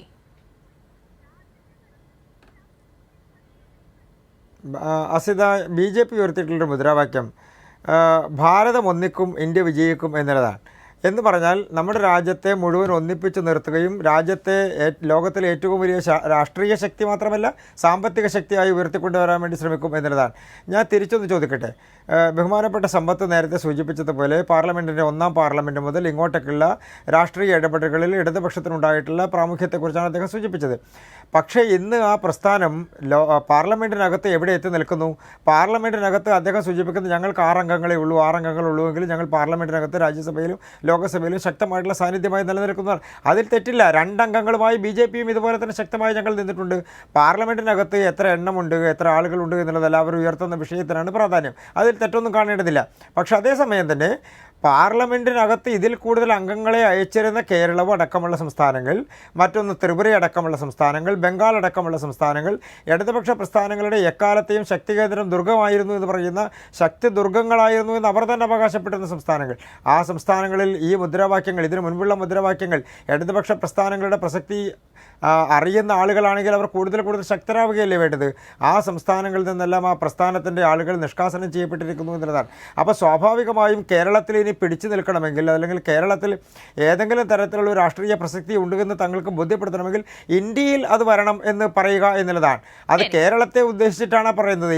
ഇന്ത്യ മഹാരാജ്യത്തിൻ്റെ മറ്റ് സംസ്ഥാനങ്ങളെ സംബന്ധിച്ചോ മറ്റ് സംസ്ഥാനങ്ങളിലെ രാഷ്ട്രീയ നിലപാടുകളെ സംബന്ധിച്ചോ അല്ല. കേരളത്തിൽ അതുണ്ടാകണമെങ്കിൽ ശരിയാണ്, അങ്ങനെ ഒരു പ്രസക്തി പറയുന്നത് തെറ്റില്ല. കാരണം ഇവിടുത്തെ സാഹചര്യം അനുസരിച്ച് കോൺഗ്രസ് സാഹചര്യത്തിലല്ല, ഇന്ത്യയിൽ കേരളത്തിൽ പുറത്തുമുള്ള സംസ്ഥാനങ്ങളിലും അവർ മത്സരിക്കുന്നുണ്ടല്ലോ. അപ്പോൾ ആ നിലയിൽ തന്നെയാണ് ആ മുദ്രാവാക്യം എന്നതിൽ സംശയവുമില്ല. GV ഹരി, ഇതിൽ മറ്റൊരു വാചകം നോക്കൂ, ഇടത് ജയിച്ചാലേ എല്ലാവർക്കും ഇടമുണ്ടാകൂ. പറഞ്ഞോളൂ പറഞ്ഞു പൂർത്തീകരിച്ചോളൂ. ഒറ്റ വാചകത്തിൽ ഞാൻ പൂർത്തിയാക്കാം. ഇപ്പോൾ ഉദാഹരണത്തിന് കേരളത്തിൽ ഇടത് ജയിച്ചാലും വലത് ജയിച്ചാലും, ഇപ്പോൾ കേരളത്തിൽ ഇടത് എം പിമാർ 20 സീറ്റിൽ ജയിച്ചാലും 10 സീറ്റിൽ ജയിച്ചാലും 5 സീറ്റിൽ ജയിച്ചാലും 1 സീറ്റിൽ ജയിച്ചാലും കോൺഗ്രസിനാണ് അതിൻ്റെ ഗുണമുള്ളത്. ഇടതുപക്ഷം ജയിച്ചത് കൊണ്ട് കേരളത്തിൽ പ്രത്യേകിച്ച് എന്തെങ്കിലും മാറ്റമുണ്ടാകാൻ പോകുന്നുണ്ടോ? അതിൻ്റെ ഗുണം കിട്ടാൻ പോകുന്നത് രാഹുൽ ഗാന്ധിക്കും സോണിയാഗാന്ധിക്കും കോൺഗ്രസ്സുകാർക്കുമാണ്. ഇവിടെ നിന്ന് ജയിച്ചു പോകുന്ന കോൺഗ്രസ്സുകാർക്കാണ്. അപ്പോൾ കോൺഗ്രസ്സുകാർക്ക് വേണ്ടി നിങ്ങൾ എന്തിന് ജയിക്കണമെന്നുള്ളൊരു പ്രശ്നമുണ്ടല്ലോ. തീർച്ചയായും സമ്പത്ത് അത് ചോദ്യമായി നിലനിൽക്കുന്നുണ്ട്. ഞാൻ അങ്ങയിലേക്ക് വരാം. അതിന് മുൻപ് ഞാൻ ശ്രീ ജി വി ഹരിയിലേക്ക് ഒന്ന് പോകുന്നു. ജി വി ഹരി, ഞാൻ പറയാൻ ശ്രമിച്ചത് ഇടത് ജയിച്ചാലേ എല്ലാവർക്കും ഇടമുണ്ടാകൂ എന്ന് കൂടി പറയുന്നുണ്ട്. ഇതിനോട് ചേർത്ത നിലവിലെ രാഷ്ട്രീയ സാഹചര്യത്തിൽ CAA വരെയുള്ള ഉൾപ്പെടെയുള്ള വിഷയങ്ങൾ അതിൽ ഒളിഞ്ഞിരിക്കുന്നുണ്ട് എന്നുള്ളത് വ്യക്തമാണ്. ഇപ്പോൾ താങ്കൾ മുൻപ് പറഞ്ഞു മുദ്രാവാക്യങ്ങളൊക്കെ കേൾക്കാൻ കൊള്ളാം, പക്ഷേ ഇത് പ്രായോഗികതയിലേക്ക് ഏത് തരത്തിൽ വരും എന്നുള്ളതാണ് പ്രശ്നം എന്നുള്ളത്. കഴിഞ്ഞ പാർലമെന്റ് കാലത്തെ, കഴിഞ്ഞ 5 വർഷക്കാലത്തെ മാത്രം പ്രവർത്തനം എടുത്തു നോക്കൂ. ഇപ്പോൾ അയോധ്യ പോലൊരു വിഷയം ഉണ്ടാകുന്നു. അവിടെ കോൺഗ്രസ് ആ വിഷയത്തിൽ അയോധ്യയിലെ പ്രതിഷ്ഠാ ചടങ്ങുമായി ബന്ധപ്പെട്ട് കോൺഗ്രസ് ഒരു തീരുമാനം എടുക്കാൻ പോലും എടുത്ത വൈകൽ നമുക്കറിയാവുന്നതാണ്. അതിനുശേഷം പിന്നീട് പലതരത്തിൽ നിങ്ങൾ അതിനെ വ്യാഖ്യാനിച്ചു. ശരി, നിങ്ങളുടെ കാര്യം. പക്ഷേ അവിടെ അയോധ്യയിൽ വീണ്ടും പ്രതിഷ്ഠിക്കുന്നത് അത് എന്റെ രാമനല്ല, അത് നാഥുറാം ഗോഡ്സെയുടെ പ്രതീകമാണ് എന്ന് പാർലമെന്റിൽ ഉറക്കെ പറയാൻ ഒരേ ഒരു നേതാവിനെ ആയുള്ളൂ. അയാളുടെ പേര് ഡോക്ടർ ജോൺ ബ്രിട്ടാസ് എന്നാണ്. ജി വി ഹരി, അപ്പോൾ ഈ ഉയർത്തുന്ന മുദ്രാവാക്യത്തിനപ്പുറം സമകാലീന രാഷ്ട്രീയ ഇന്ത്യയിൽ ഇടതു നേതാക്കൾ നടത്തിയ ഇടപെടൽ അത് ചരിത്രത്തിൽ രേഖപ്പെടുത്തിയിട്ടില്ലേ കഴിഞ്ഞ 5 വർഷ കാലയളവിലെങ്കിലും? അസിത, കൃത്യമായ ഉത്തരം അതിനകത്ത് തരാം ഞാൻ. പക്ഷേ അതിന് മുമ്പ് ഇവിടെ ഡോക്ടർ സമ്പത്തും അതോടൊപ്പം തന്നെ അഡ്വക്കേറ്റ് കൃഷ്ണദാസും പറഞ്ഞ 2 കാര്യങ്ങൾ ഉണ്ട്. അത് രണ്ടിനും മറുപടി പറഞ്ഞു മുമ്പോഴുണ്ട്. ശ്രീ ഡോക്ടർ സമ്പത്ത് പറഞ്ഞത് കേട്ടപ്പോൾ എപ്പോഴെങ്കിലും ഇടതുപക്ഷം രാജ്യം ഭരിച്ചിട്ടുണ്ടോ എന്ന് എനിക്കൊരു സംശയം തോന്നി. കാരണം ഇത് നടപ്പാക്കിയത് മുഴുവൻ അവരാണ് എന്ന തരത്തിലാണ് ഇവിടെ അദ്ദേഹം ഈ കാര്യങ്ങളെ അവതരിപ്പിച്ചത്. നോക്കൂ, ഇതിനകത്ത് നമ്മൾ മനസ്സിലാക്കേണ്ട ഒരു കാര്യം, രാജ്യത്തിന് സ്വാതന്ത്ര്യം കിട്ടിയ സമയത്ത് ഈ രാജ്യത്തൊരു ഭരണഘടന ഉണ്ടാകണമെന്നും ആ ഭരണഘടന ഉണ്ടാകേണ്ടത് ഏതെങ്കിലും 1-2 വ്യക്തികളുടെ അഭിപ്രായം മാത്രം എടുത്തിട്ടല്ലെന്നും അത് ഏറ്റവും താഴെ തട്ടിലുള്ള ആളുകൾ മുതൽ എല്ലാവരുടെയും അഭിപ്രായം ഉൾപ്പെടെ സ്വീകരിച്ചുകൊണ്ടായിരിക്കണമെന്ന് തീരുമാനിച്ചത് കോൺഗ്രസ് പാർട്ടിയാണ്. ഞാൻ ആ ചരിത്രം പറഞ്ഞുകൊണ്ടാണ് ഞാൻ ആ ചരിത്രത്തിലേക്ക് പോകുന്നത്. അപ്പോൾ അങ്ങനെ ഒരു ഭരണഘടന ആദ്യം ഉണ്ടാക്കുകയാണ് ഈ രാജ്യത്തെ ജനാധിപത്യ മൂല്യങ്ങളും മതേതരത്വ മൂല്യങ്ങളും ഉൾപ്പെടുത്തിക്കൊണ്ട് 2 വർഷവും 18 മാസവും 11 ദിവസവും ആണ് ആ ഭരണഘടനയുടെ കരട് ഈ രാജ്യത്ത് ചർച്ച ചെയ്ത് അവസാനം അത് ഈ രാജ്യത്ത് അംഗീകരിച്ചത്. അഡ്വക്കേറ്റ് കൃഷ്ണദാസ് പറഞ്ഞൊരു പ്രധാനപ്പെട്ട കാര്യമുണ്ട്, ഭരണഘടനാ ഭേദഗതി നടത്തിയില്ലെന്നാണ്. അത് അദ്ദേഹം വളരെ മനോഹരമായിട്ട് വളരെ കൃത്യമായിട്ട് തന്നെ അദ്ദേഹം അതിനെ ഒളിപ്പിക്കുകയാണ് ചെയ്തത്. അതല്ലല്ലോ നമ്മളിവിടെ ചർച്ച ചെയ്യുന്നത്. നോക്കൂ, ഭരണഘടനയുടെ അടിസ്ഥാന മൂല്യങ്ങളെ നിങ്ങൾ ഇല്ലാതാക്കാൻ ശ്രമിച്ചു എന്നാണ് ഇവിടുത്തെ പ്രധാനപ്പെട്ട പ്രശ്നം. അതാണ് CAA ഏറ്റവും കൂടുതലായിട്ട് കാണുന്നത്. നോക്കൂ, നമ്മുടെ രാജ്യത്ത് ഈ ഒരു ആൾക്ക് പോലും നമ്മൾ ഈ കാലഘട്ടത്തിൽ ഇത്രയും വർഷം 75 വർഷക്കാലത്തിനിടയിൽ ഒരാൾക്ക് പോലും നമ്മൾ സിറ്റിസൺഷിപ്പ് മതത്തിൻ്റെ അടിസ്ഥാനത്തിൽ കൊടുത്തിട്ടില്ല. അതാരാ കൊണ്ടുവന്നത്? അപ്പോൾ അത് കൊണ്ടുവരുമ്പോൾ അങ്ങനെ ഒരു നിയമം നിങ്ങളിവിടെ പാസ്സാക്കിയില്ലെന്ന് ഇനി പറയില്ലല്ലോ. അത് പാസ്സായി കഴിഞ്ഞപ്പോൾ എന്താ സംഭവിച്ചത്? അത് നമ്മൾ ഭരണഘടന ഇനി വരാൻ പോകുന്ന അല്ലെങ്കിൽ ഇനി നമ്മൾ ഈ സിറ്റിസൺഷിപ്പ് കൊടുക്കുമ്പോൾ മതം എന്നത് ഒരു പ്രധാനപ്പെട്ട ഘടകമായി മാറുമ്പോൾ രാജ്യത്തിൻ്റെ ഭരണഘടന മുന്നോട്ട് വെക്കുന്ന മതേതര മൂല്യം എവിടെ പോയി? അതാണ് ചോദ്യം. ഇപ്പോൾ കോൺഗ്രസ് നേതാക്കൾ, താങ്കൾ ഉൾപ്പെടെയുള്ളവർ ചാനൽ ചർച്ചകളിൽ ചുരുങ്ങിയ പക്ഷം കേരളത്തിലെങ്കിലും ഇത് ഉറച്ച ശബ്ദത്തിൽ ഉച്ചത്തിൽ പറയുന്നതിൽ സന്തോഷമുണ്ട്. പക്ഷേ ഈ വിഷയം എങ്ങനെയാണ് കോൺഗ്രസ് അഡ്രസ് ചെയ്യുന്നത്? ഈ വിഷയം ഏറ്റവും ആദ്യം വരുമ്പോൾ ഒരു മിനിറ്റ്, ആ ചോദ്യം ഒന്ന് പൂർത്തിയാക്കിക്കോട്ടെ. മല്ലികാർജ്ജുൻ ഖാർഗെ അല്ലേ പഠിച്ചിട്ട് നാളെ പറയാമെന്ന് പറഞ്ഞ് വാർത്താ സമ്മേളനത്തിൽ നിന്നും ഒരു മറ്റൊരു തരത്തിലുള്ള ഒരു ചിരിയോടുകൂടി എഴുന്നേറ്റ് പോയത്. അപ്പോൾ അദ്ദേഹത്തിന് ആ രാത്രി ഇതുവരെ പുലർന്നില്ലേ? ജി വി ഹരി, അസിത അറിയേണ്ട ഒരു കാര്യം, ഞാനടക്കമുള്ള ആളുകൾ CAA-യുമായി ബന്ധപ്പെട്ട് തിരുവനന്തപുരത്തടക്കമുള്ള പല ജമാഅത്തുകളുടെയും പരിപാടികളിൽ, ആ പ്രതിഷേധ പരിപാടികളിൽ പങ്കെടുത്ത ആളുകളാണ്. ഞങ്ങൾ ഇതൊന്നും പറഞ്ഞില്ല എന്നും അസിത ഇവിടെ കൊണ്ട് പറഞ്ഞുകൊണ്ട് കാര്യമില്ല. അല്ലല്ല, കേരളത്തിൽ മാത്രമല്ല രാജ്യത്തിനുണ്ട്. കാരണം CAA കേരളത്തിൽ ഏത് തരത്തിലുള്ള വികാരമാണെന്ന് നമുക്കറിയാം. അപ്പോൾ കേരളത്തിലെ നേതാക്കൾക്ക് അത് പറഞ്ഞേ തീരൂ. പക്ഷെ ഉത്തരേന്ത്യൻ സംസ്ഥാനങ്ങളിൽ CAA ആ വികാരമല്ല. അവിടെ നിങ്ങൾ മൗനം പാലിക്കുന്നു. ഇല്ലെങ്കിൽ രാജ്യതലത്തിലാകെ ചർച്ച ചെയ്യുന്ന പ്രകടന പത്രികയിൽ അത് ഉണ്ടാകേണ്ടതല്ല. കൃത്യമായിട്ട് ആ ചോദ്യത്തിൽ അതിലേക്ക് തന്നെയാണ് ഞാൻ വന്നത്. അത് അസിത ഒരു മാധ്യമപ്രവർത്തക നിലയിൽ ഞങ്ങളുടെ പ്രകടന പത്രിക വായിച്ചിട്ടുണ്ടെങ്കിൽ അതിനകത്ത് വളരെ കൃത്യമായി ഞങ്ങൾ പറഞ്ഞിട്ടുണ്ട്, ഇന്ത്യൻ ഭരണഘടനയെ മുന്നോട്ട് വെക്കുന്ന അതിലെ ആർട്ടിക്കിളുകൾ ഇതുമായി ബന്ധപ്പെട്ട് ഇത്തരത്തിലുള്ള ഭരണഘടനാ വിരുദ്ധമായ ആർട്ടിക്കിളുമായി അല്ലെങ്കിൽ ഏതെങ്കിലും തരത്തിലുള്ള കാര്യങ്ങൾ ഈ രാജ്യത്ത് നടപ്പാക്കിയിട്ടുണ്ടെങ്കിൽ അതടക്കം ഞങ്ങൾ അധികാരത്തിൽ വന്നാൽ CAA ഉൾപ്പെടെ പിൻവലിക്കുമെന്ന് വളരെ കൃത്യമായി പറഞ്ഞിട്ടുണ്ട്. ജി വി ഹരി, ഈ പ്രകടന പത്രികയിൽ തന്നെ ഇത്തരം വാഗ്ദാനങ്ങൾ വേണ്ടല്ലോ. ഭരണഘടനാ പ്രകാരമുള്ള എല്ലാ കാര്യങ്ങളും ഞങ്ങൾ നടപ്പിലാക്കുമെന്ന് ഒറ്റവാക്കിൽ അങ്ങ് പറഞ്ഞു. അത് തന്നെയാണ് പറഞ്ഞിരിക്കുന്നത്. ഞാൻ വേണമെങ്കിൽ അതിന്റെ ആ ഒരു ഭാഗം മാത്രം ഞാൻ അസിതയ്ക്ക് അയച്ചു തരാം. അത് തന്നെയാണ് കൃത്യമായി പറഞ്ഞിരിക്കുന്നത്. ആ ആർട്ടിക്കിൾ അങ്ങനെ തന്നെയാണ് പറഞ്ഞത്. ഭരണഘടനാ വിരുദ്ധമായ തർക്കത്തിന് വേണ്ടിയിട്ടുള്ള ചോദ്യമല്ല. ഇപ്പോൾ താങ്കൾ പറയുന്നു ശരി, ഭരണഘടനാ അനുസൃതമായ അല്ലെങ്കിൽ ഭരണഘടനയ്ക്ക് വിരുദ്ധമായിട്ടുള്ള എല്ലാം ഞങ്ങൾ റദ്ദാക്കുമെന്ന് നിങ്ങൾ പറഞ്ഞിട്ടുണ്ട്. ശരി, സാധാരണക്കാരായ ഒരു മനുഷ്യനെ സംബന്ധിച്ചിടത്തോളം ഇന്ന് ഈ രാജ്യത്ത് ഇവിടുത്തെ ന്യൂനപക്ഷങ്ങൾ, മുസ്ലിങ്ങൾ, CAA ഏത് തരത്തിൽ ബാധിക്കുമെന്നൊരു ആശങ്ക അവർക്കിടയിലുണ്ട്. അവർക്കിടയിലേക്ക് നിങ്ങൾ ഈ പ്രകടന പത്രിക അവതരിപ്പിക്കുമ്പോൾ അതിൽ CAA എന്ന അക്ഷരങ്ങളില്ല, ആ ഒരു വാക്കില്ല, ആ ഒരു ടേം നിങ്ങൾ പറയുന്നില്ല. അതിന് പകരം ഇങ്ങനെ പറഞ്ഞാൽ മതിയോ കോൺഗ്രസ് പോലൊരു ജനാധിപത്യ പാർട്ടി? അസിത, CAA മാത്രമല്ല ഇവിടെ പ്രധാനപ്പെട്ട പ്രശ്നം. CAA പോലെ തന്നെ നിരവധിയായിട്ടുള്ള കാര്യങ്ങൾ ഇന്ത്യയുടെ ഭരണഘടനയുടെ അടിസ്ഥാനപരമായ ശിലകളെ ഇല്ലാതാക്കുന്ന, ജനാധിപത്യത്തെ പോലും, എന്തിനേറെ പറയുന്നു, ജനാധിപത്യത്തെ പോലും ഇല്ലാതാക്കുന്ന തരത്തിലുള്ള നിയമനിർമ്മാണങ്ങൾ ഈ രാജ്യത്ത് നടത്തി വെച്ചിരിക്കുന്നു. അപ്പോൾ അതിനകത്ത് ആ ഒറ്റ വാക്കിൽ തന്നെ പറഞ്ഞിട്ടുണ്ട്, രാജ്യത്തിൻ്റെ ഭരണഘടനയുടെ അടിസ്ഥാന ശിലകളെ തകർക്കുന്ന തരത്തിലുള്ള ഏത് നിയമം ഈ രാജ്യത്ത് പാസ്സാക്കിയിട്ടുണ്ടോ ഇന്ത്യ മുന്നണി അധികാരത്തിൽ വന്നാൽ ആ നിയമങ്ങളൊക്കെ റദ്ദ് ചെയ്യും എന്ന് അതിശക്തമായി ഇന്ത്യ മുന്നണിയുടെ നേതൃത്വത്തിലുള്ള കോൺഗ്രസിന്റെ ഞാൻ ആ ചോദ്യം വീണ്ടും ആവർത്തിക്കുകയാണ്. അപ്പോൾ ഞാൻ പറഞ്ഞതുപോലെ ഈ പ്രത്യേകിച്ചും കഴിഞ്ഞ 5 വർഷക്കാലത്തിലാണ് ഒരുപാട് രാഷ്ട്രീയ വിഷയങ്ങൾ നമ്മൾ ഇങ്ങനെ നേരിടുന്നത്. അതിൽ രാജ്യത്തെ തന്നെ ഒരു ഹൈന്ദവതയിലേക്ക് കൊണ്ടുപോകാനുള്ള നീക്കത്തിന് അതിലേറ്റവും പ്രധാനമായിരുന്നല്ലോ അയോധ്യ. ആ വിഷയത്തിൽ പാർലമെന്റിൽ ഏറ്റവും ഉറച്ച ശബ്ദം അത് ജോൺ ബ്രിട്ടാസിന്റേതായിരുന്നു എന്നുള്ളതിൽ ഈ രാജ്യത്തെ ജനാധിപത്യ വിശ്വാസികൾക്ക് തർക്കമുണ്ടാകുമെന്ന് എനിക്ക് തോന്നുന്നില്ല. താങ്കൾ നേരത്തെ പറഞ്ഞ തരത്തിൽ ഈ മുദ്രാവാക്യങ്ങൾക്കപ്പുറം പാർലമെന്റിൽ ഇടപെടലുകൾ നടത്തിയിട്ടില്ല ഇടത് നേതാക്കൾ എന്നെങ്ങനെ പറയാൻ കഴിയും? അവിടെയാണ് സമ്പത്ത് പറയുന്നത് എണ്ണത്തിൽ കുറവായിരിക്കാം, പക്ഷേ അവർ ഇടപെട്ടിട്ടുണ്ട്, സംസാരിച്ചിട്ടുണ്ട്. ഇനി അതും പോട്ടെ, ഏറ്റവും അവസാനം ഈ NIA ബില്ലിനെ കുറിച്ച് ആന്റണിയാണ് പറയുന്നത് ഏതൊക്കെയോ ചർച്ചകൾ എപ്പോഴൊക്കെയോ നടന്നിട്ടുണ്ട്, ഞങ്ങളിതൊന്നും ഓർത്തിരിക്കുന്നില്ല, അതിൽ സംസാരിച്ചു എന്ന് അറിയില്ല എന്ന്. ഒരു പാർലമെന്റേറിയൻ പറയേണ്ട വാക്കുകളാണോ? നോക്കൂ അസിത, എനിക്ക് തോന്നുന്നു അസിത കൈരളി ചാനലിൽ മാത്രം കാണുന്നതുകൊണ്ടാണ് ഈ പ്രശ്നമെന്നാണ് ഞാൻ മനസ്സിലാക്കുന്നത്. അതായത് ബ്രിട്ടാസ് പറഞ്ഞത് മാത്രമേ അങ്ങ് കേട്ടിട്ടുള്ളൂ, താങ്കൾ കേട്ടിട്ടുള്ളൂ. ഇതിനകത്തുള്ള പ്രധാനപ്പെട്ട പ്രശ്നം നോക്കൂ. നമുക്ക് തിരുവനന്തപുരത്തിൻ്റെ MPയെ കുറിച്ച് പറയാം. ശശി തരൂരിൻ്റെ അദ്ദേഹത്തിൻ്റെ 2009 മുതൽ 2024 വരെയുള്ള അദ്ദേഹത്തിൻ്റെ വികസന രേഖ ഒന്ന് പുറത്തിറക്കിയിട്ടുണ്ട്. ആ വികസന രേഖയിൽ അദ്ദേഹം വളരെ കൃത്യമായി പേജ് നമ്പർ 52, എനിക്ക് കൃത്യമായിട്ട് ഓർമ്മയുള്ളതുകൊണ്ടാണ് ഞാൻ പറയുന്നത്, അതിനകത്ത് അത് അദ്ദേഹം ചോദിച്ച ചോദ്യങ്ങൾ ഈ വർഷം മാത്രം ചോദിച്ചത് 275 ചോദ്യങ്ങളാണ്. അദ്ദേഹം ഇടപെട്ട് അവതരിപ്പിച്ച ബില്ലുകൾ അടക്കം ഒന്ന് പരിശോധിച്ച് നോക്കിക്കഴിഞ്ഞാൽ CAA മാത്രമല്ല, രാജ്യത്ത് ഇത്തരത്തിൽ NIAയുമായി ബന്ധപ്പെട്ടിട്ടുള്ള അല്ലെങ്കിൽ നമുക്കറിയാം നമ്മുടെ രാജ്യത്തെ UAPA പോലുള്ള തരത്തിലുള്ള ബില്ലുകൾ നമ്മുടെ രാജ്യത്ത് പാസ്സാക്കിയപ്പോൾ അങ്ങനെയുള്ള ബില്ലുകൾ അടക്കമുള്ള കാര്യങ്ങളിൽ കൃത്യമായ ഇടപെടലുകൾ നടത്തിയിട്ടുണ്ട് ശശി തരൂർ അടക്കമുള്ള ആളുകൾ. അതോടൊപ്പം ശ്രീ രാഹുൽ ഗാന്ധിയുടെ പ്രസംഗങ്ങൾ എനിക്ക് തോന്നുന്നു ശ്രദ്ധിക്കാത്തത് കൊണ്ടായിരിക്കാം. അപ്പോൾ ജോൺ ബ്രിട്ടാസ് ഇത് പറഞ്ഞിട്ടില്ല എന്നുള്ള അഭിപ്രായക്കാരനൊന്നുമല്ല ഞാൻ, അദ്ദേഹം സംസാരിച്ചിട്ടുണ്ട്. പക്ഷേ അദ്ദേഹം മാത്രമേ ഇത് സംസാരിച്ചിട്ടുള്ളൂ, വേറെ ആരും ഇത് സംസാരിച്ചിട്ടില്ല. ശ്രീ KC വേണുഗോപാൽ അദ്ദേഹം സംസാരിച്ചത് ശ്രദ്ധിച്ചിട്ടുണ്ട്. ഞാനിത് എല്ലാ TV ചാനലും കാണുന്നുണ്ട്, ഞാനിതിനകത്ത് അവരൊക്കെ സംസാരിക്കുന്നത് പലതരത്തിൽ ഞാൻ കണ്ടിട്ടുണ്ട്. ഞാൻ കൈരളി ചാനൽ മാത്രമല്ല കാണുന്നത്. സ്റ്റാൻഡ് എടുത്തത് ജോൺ ബ്രിട്ടാസ്, അത് ഞാൻ പറഞ്ഞതല്ല, അതിന് പിന്നാലെ അതൊരു കണക്ക് തന്നെ വന്നിട്ടുണ്ട്. കഴിഞ്ഞ 5 വർഷക്കാലം കേരളത്തിലെ ജനങ്ങളെങ്കിലും കേട്ടത് ജോൺ ബ്രിട്ടാസ് പാർലമെന്റിൽ നടത്തിയ പ്രസംഗങ്ങളാണ് എന്നുള്ളത് ഒരു സ്വകാര്യ ഏജൻസി നടത്തിയ സർവേയിൽ പുറത്തു വന്ന കണക്കുകളാണ്. അത് ഫാക്ട്സ് ആണ്. ഒരു മിനിറ്റ് ഞാൻ അതിനോട് ചേർത്താണല്ലോ ചോദിക്കുന്നത്. NIA ബില്ലിൽ ആന്റണിയാണ് പറയുന്നത് ഏതൊക്കെയോ ബില്ലുകൾ എപ്പോഴൊക്കെയോ ചർച്ച ചെയ്തിട്ടുണ്ട്. അത് കൃത്യമാണ്, ആ ബൈറ്റ് അങ്ങനെ തന്നെയാണ്, ആ വാചകങ്ങൾ അങ്ങനെ തന്നെയാണ്. അതൊന്നും ഓർത്തിരിക്കാൻ സാധിക്കില്ല, അത് ഓർമ്മയിലില്ല എന്ന് എത്ര നിരുത്തരവാദിത്വത്തോടു കൂടിയാണ് ഒരു പാർലമെന്റേറിയൻ അതും ഈ കാലത്ത്, ഈ കെട്ടകാലത്ത് ഒരു പ്രസ്താവന നടത്തുന്നത്? ഇല്ല, അതൊക്കെ നിങ്ങൾ ഏത് ചോദ്യമാണ് അദ്ദേഹത്തോട് ചോദിച്ചത്, എപ്പോഴാണെന്നൊക്കെ ഉള്ളത് മാറ്റി ബന്ധപ്പെട്ടായിരിക്കും അദ്ദേഹം പറഞ്ഞത്. അതുമായിട്ട് ബന്ധപ്പെട്ട് നമ്മൾ അത് മാത്രം ആ ഒരു വിഷയം ഞാൻ പറയുന്ന അസിത, ഞാൻ പറയാൻ ആഗ്രഹിക്കുന്നത് ഇത്രയേ ഉള്ളൂ.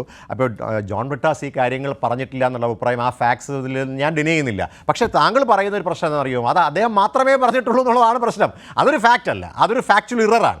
ആ ഫാക്ച്വൽ ഇറർ ഞാൻ തിരുത്തുകയാണ്. അദ്ദേഹം മാത്രമല്ല, നോക്കൂ, കേരളത്തെ വയനാടിൻ്റെ പ്രിയങ്കരനായ MP, കോൺഗ്രസിൻ്റെ പ്രധാനപ്പെട്ട നേതാവ് ശ്രീ രാഹുൽ ഗാന്ധി അടക്കം, ഇങ്ങോട്ട് നമ്മൾ തിരുവനന്തപുരത്തിൻ്റെ MP ശശി തരൂർ അടക്കം ഈ വിഷയങ്ങളിലൊക്കെ വളരെ ശക്തമായിട്ടുള്ള ഇടപെടലുകൾ നടത്തിയിട്ടുണ്ട്, ശക്തമായിട്ടുള്ള അഭിപ്രായ വ്യത്യാസങ്ങൾ സഭയിൽ രേഖപ്പെടുത്തിയിട്ടുണ്ട്. അതിനൊക്കെ രേഖയുണ്ട്. അതാണ് ഞാൻ പറഞ്ഞത്. അദ്ദേഹത്തിൻ്റെ ആ പേജ്, അദ്ദേഹത്തിൻ്റെ വികസന രേഖയിൽ, ആ 63 പേജുള്ള ആ വികസന രേഖയിൽ 52ാമത്തെ പേജിലും അദ്ദേഹം കോളം തിരിച്ചു കൊടുത്തിട്ടുണ്ട്. അദ്ദേഹം ഇതുമായി ബന്ധപ്പെട്ട് ചോദിച്ച ചോദ്യങ്ങളുടെ എണ്ണവും 485 ചോദ്യങ്ങളാണ് കഴിഞ്ഞ തവണ, അതായത് 2009 മുതൽ 2014 വരെയുള്ള കാലഘട്ടത്തിലും തുടർന്ന് ഇങ്ങോട്ട് 2019 മുതൽ 24 വരെയുള്ള കാലഘട്ടത്തിലും ചോദിച്ച കാര്യങ്ങളൊക്കെ വളരെ കൃത്യമായി അദ്ദേഹത്തിൻ്റെ വികസന രേഖയിൽ കൊടുത്തിട്ടുണ്ട്. അതുകൊണ്ട് എല്ലാ MPമാരും, കേരളത്തിൽ നിന്നുള്ള MPമാർ പ്രത്യേകിച്ച്, ഈ വിഷയങ്ങളിൽ വളരെ കൃത്യമായ ഇടപെടലുകൾ നടത്തിയിട്ടുണ്ടെന്നുള്ള കാര്യത്തിൽ എനിക്കൊരു സംശയമില്ല. അസിത അങ്ങനെ ഒരു വ്യൂ പറഞ്ഞതേ ഉള്ളൂ. ആ വ്യൂവിനെ ഞാൻ ഖണ്ഡിക്കുകയാണ്. കാരണം അത് തെറ്റായതുകൊണ്ടാണ് അത് ഖണ്ഡിച്ചത്. ഫാക്ച്വൽ എറർ ഉള്ളതുകൊണ്ടാണ് ഞാൻ പറഞ്ഞത്. ശരി, ഞാൻ പറഞ്ഞത് ജോൺ ബ്രിട്ടാസ് മാത്രമേ സംസാരിച്ചിട്ടുള്ളൂ എന്നുള്ളതല്ല. ഏറ്റവും ശക്തിയുക്തമായ വിഷയത്തിൽ that depends.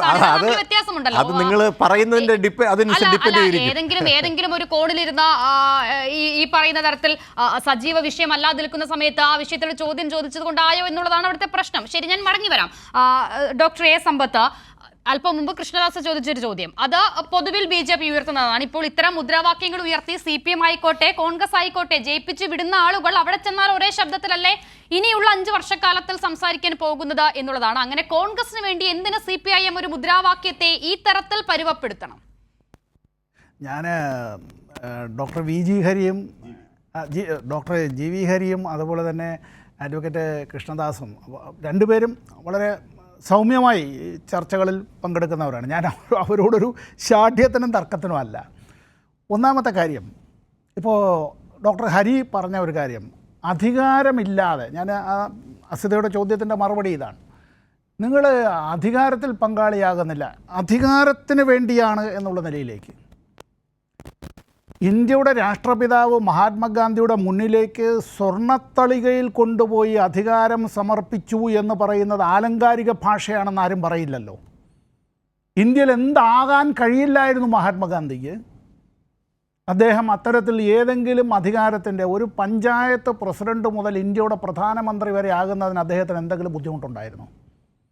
എന്നാൽ അദ്ദേഹം ആയിരുന്നല്ലോ ഒരു കാലത്തെ ഏറ്റവും വലിയ തിരുത്തൽ ശക്തി എന്ന് മാത്രമല്ല ഇപ്പോഴും ഏറ്റവും വലിയ തിരുത്തൽ ശക്തിയും.